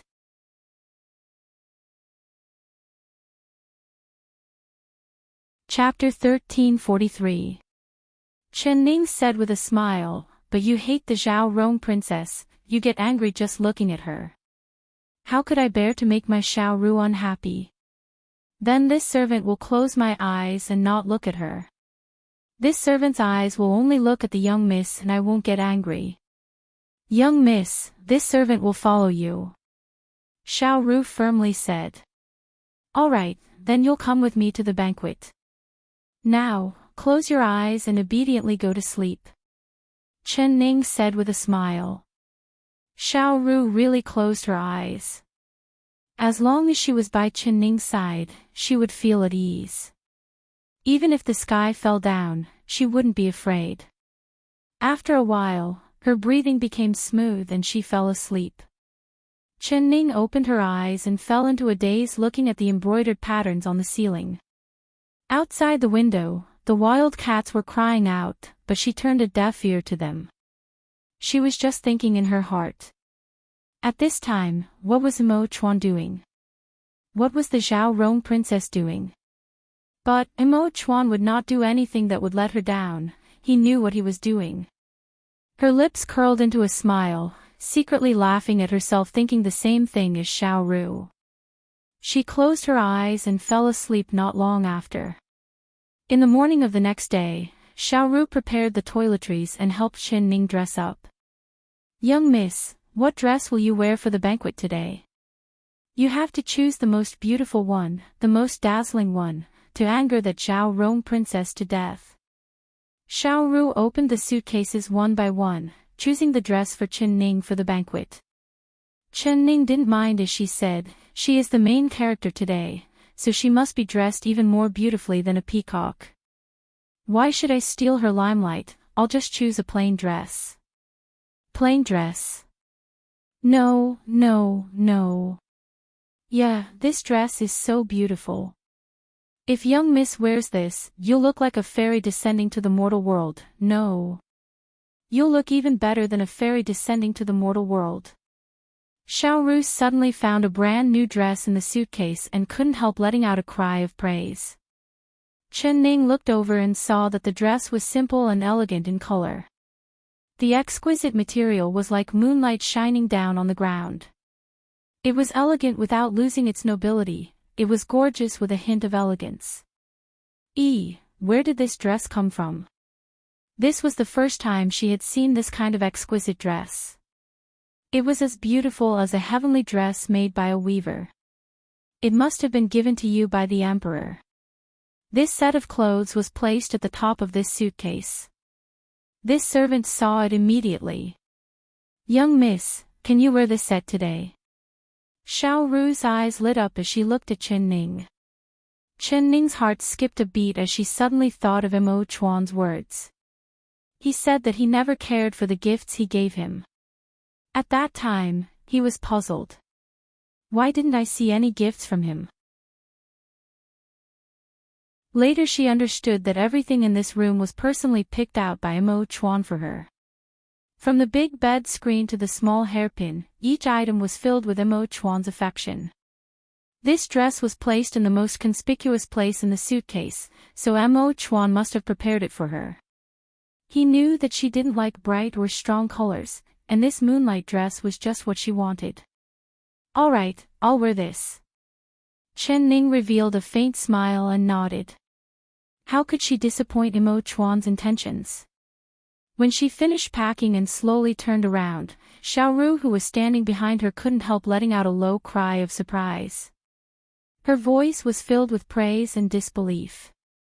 Young miss, you're too beautiful. This servant has never seen you this beautiful before.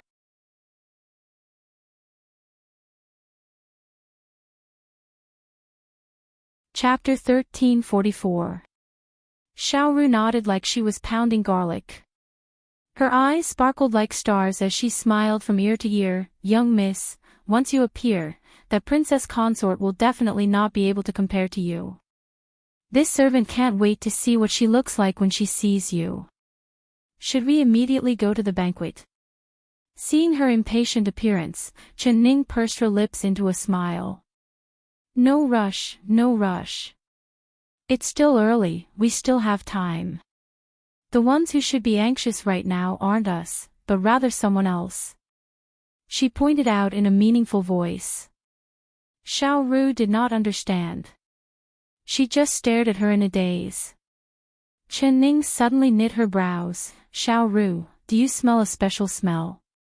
What special smell? Xiao Ru forcefully sniffed and shouted, if young miss didn't say it, this servant wouldn't have been able to smell it. It seems like there really is a special smell, but this servant doesn't know what it is. There's a faint fragrance and it's a bit spicy. She couldn't help laughing as she said this. She awkwardly scratched her head. This servant is really stupid, I can't smell this spicy smell. Chen Ning did not laugh because Xiao Ru had the same feeling as her. She walked around the room a few steps and then stopped. This smell seems to be coming from young miss. Ah, I understand, it's the smell of these clothes. They must have been placed in a camphor wood box, so this is the smell of camphor wood. If young miss doesn't like it, this servant will go get some flower dew. The smell of camphor wood. It doesn't seem like it. Chen Ning shook her head and revealed a look of deep thought. Xiao Ru, open the box with this set of clothes. Yes, young miss. Although she didn't know what Chen Ning wanted to do, Xiao Ru still quickly opened the box. Chen Ning walked over and saw that the box was filled with several different kinds of beautiful dresses. She picked one up and sniffed it. Then she gave it to Xiao Ru. She picked up another one and also sniffed it. These clothes don't have any smell. Only the clothes young miss is wearing do. This is really strange. Xiao Ru also noticed this problem. Chen Ning nodded. Something was wrong. She began to search through her memories. This smell was very cool and it was not unpleasant. After smelling it, it gave her a refreshing feeling. It didn't seem like a poison. But why was it not on the other clothes and only this set of clothes had it? At the same time, she recalled the strange cry of the wild cat outside the window last night. The cry was filled with excitement, agitation, and a faint evil aura. Suddenly, a noun popped up in her mind. Could it be? Chen Ning's lips slightly curled up as she revealed a mocking smile. What a good Xiao Rong Junju. She really put in a lot of effort to come up with this idea. It must have been hard on her. But the clothes she gave me are quite to my liking, she muttered to herself. Xiao Ru was shocked. Young miss, Xiao Ru's heart. Xiao Ru was Xiao's and Xiao Ru. That's right. Chen Ning calmly nodded.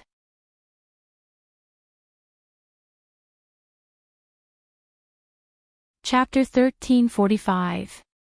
Chen Ning raised her brows.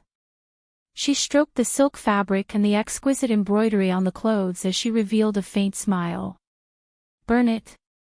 It's rare for the princess to spend so much effort to give me such a beautiful set of clothes. If I burn it, it would be too much of a pity and I would be letting down the princess' good intentions. She giggled and said. But young miss, you've said before that a person who is unaccountably solicitous is hiding evil intentions.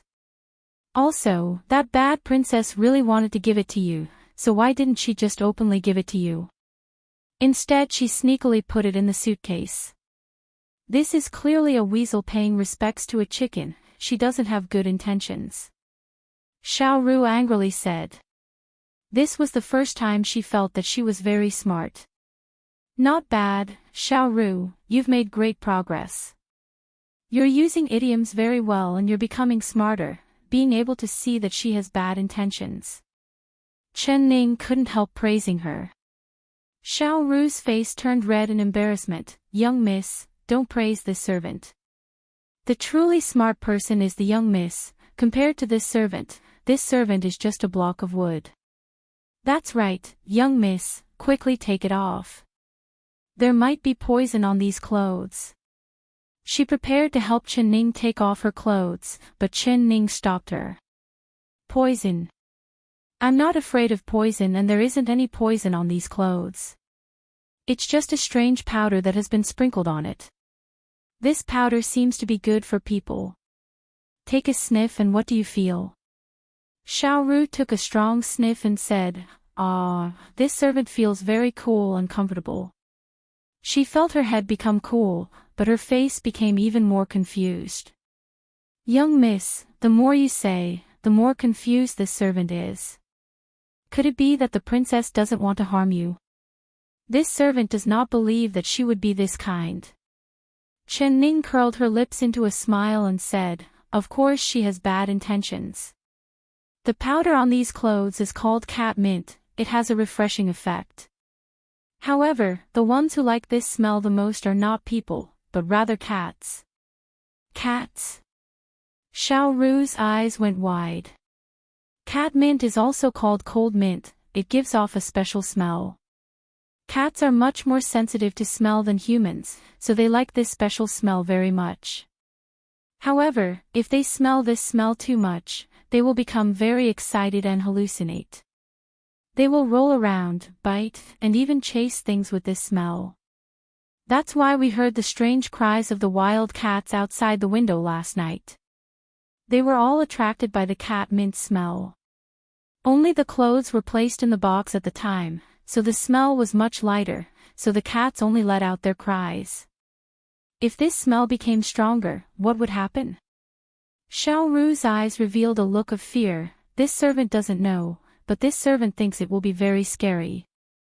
Perhaps all the cats will be attracted by this smell and then. She gave a cold shiver. Chen Ning continued for her, then they will jump at the person wearing the clothes.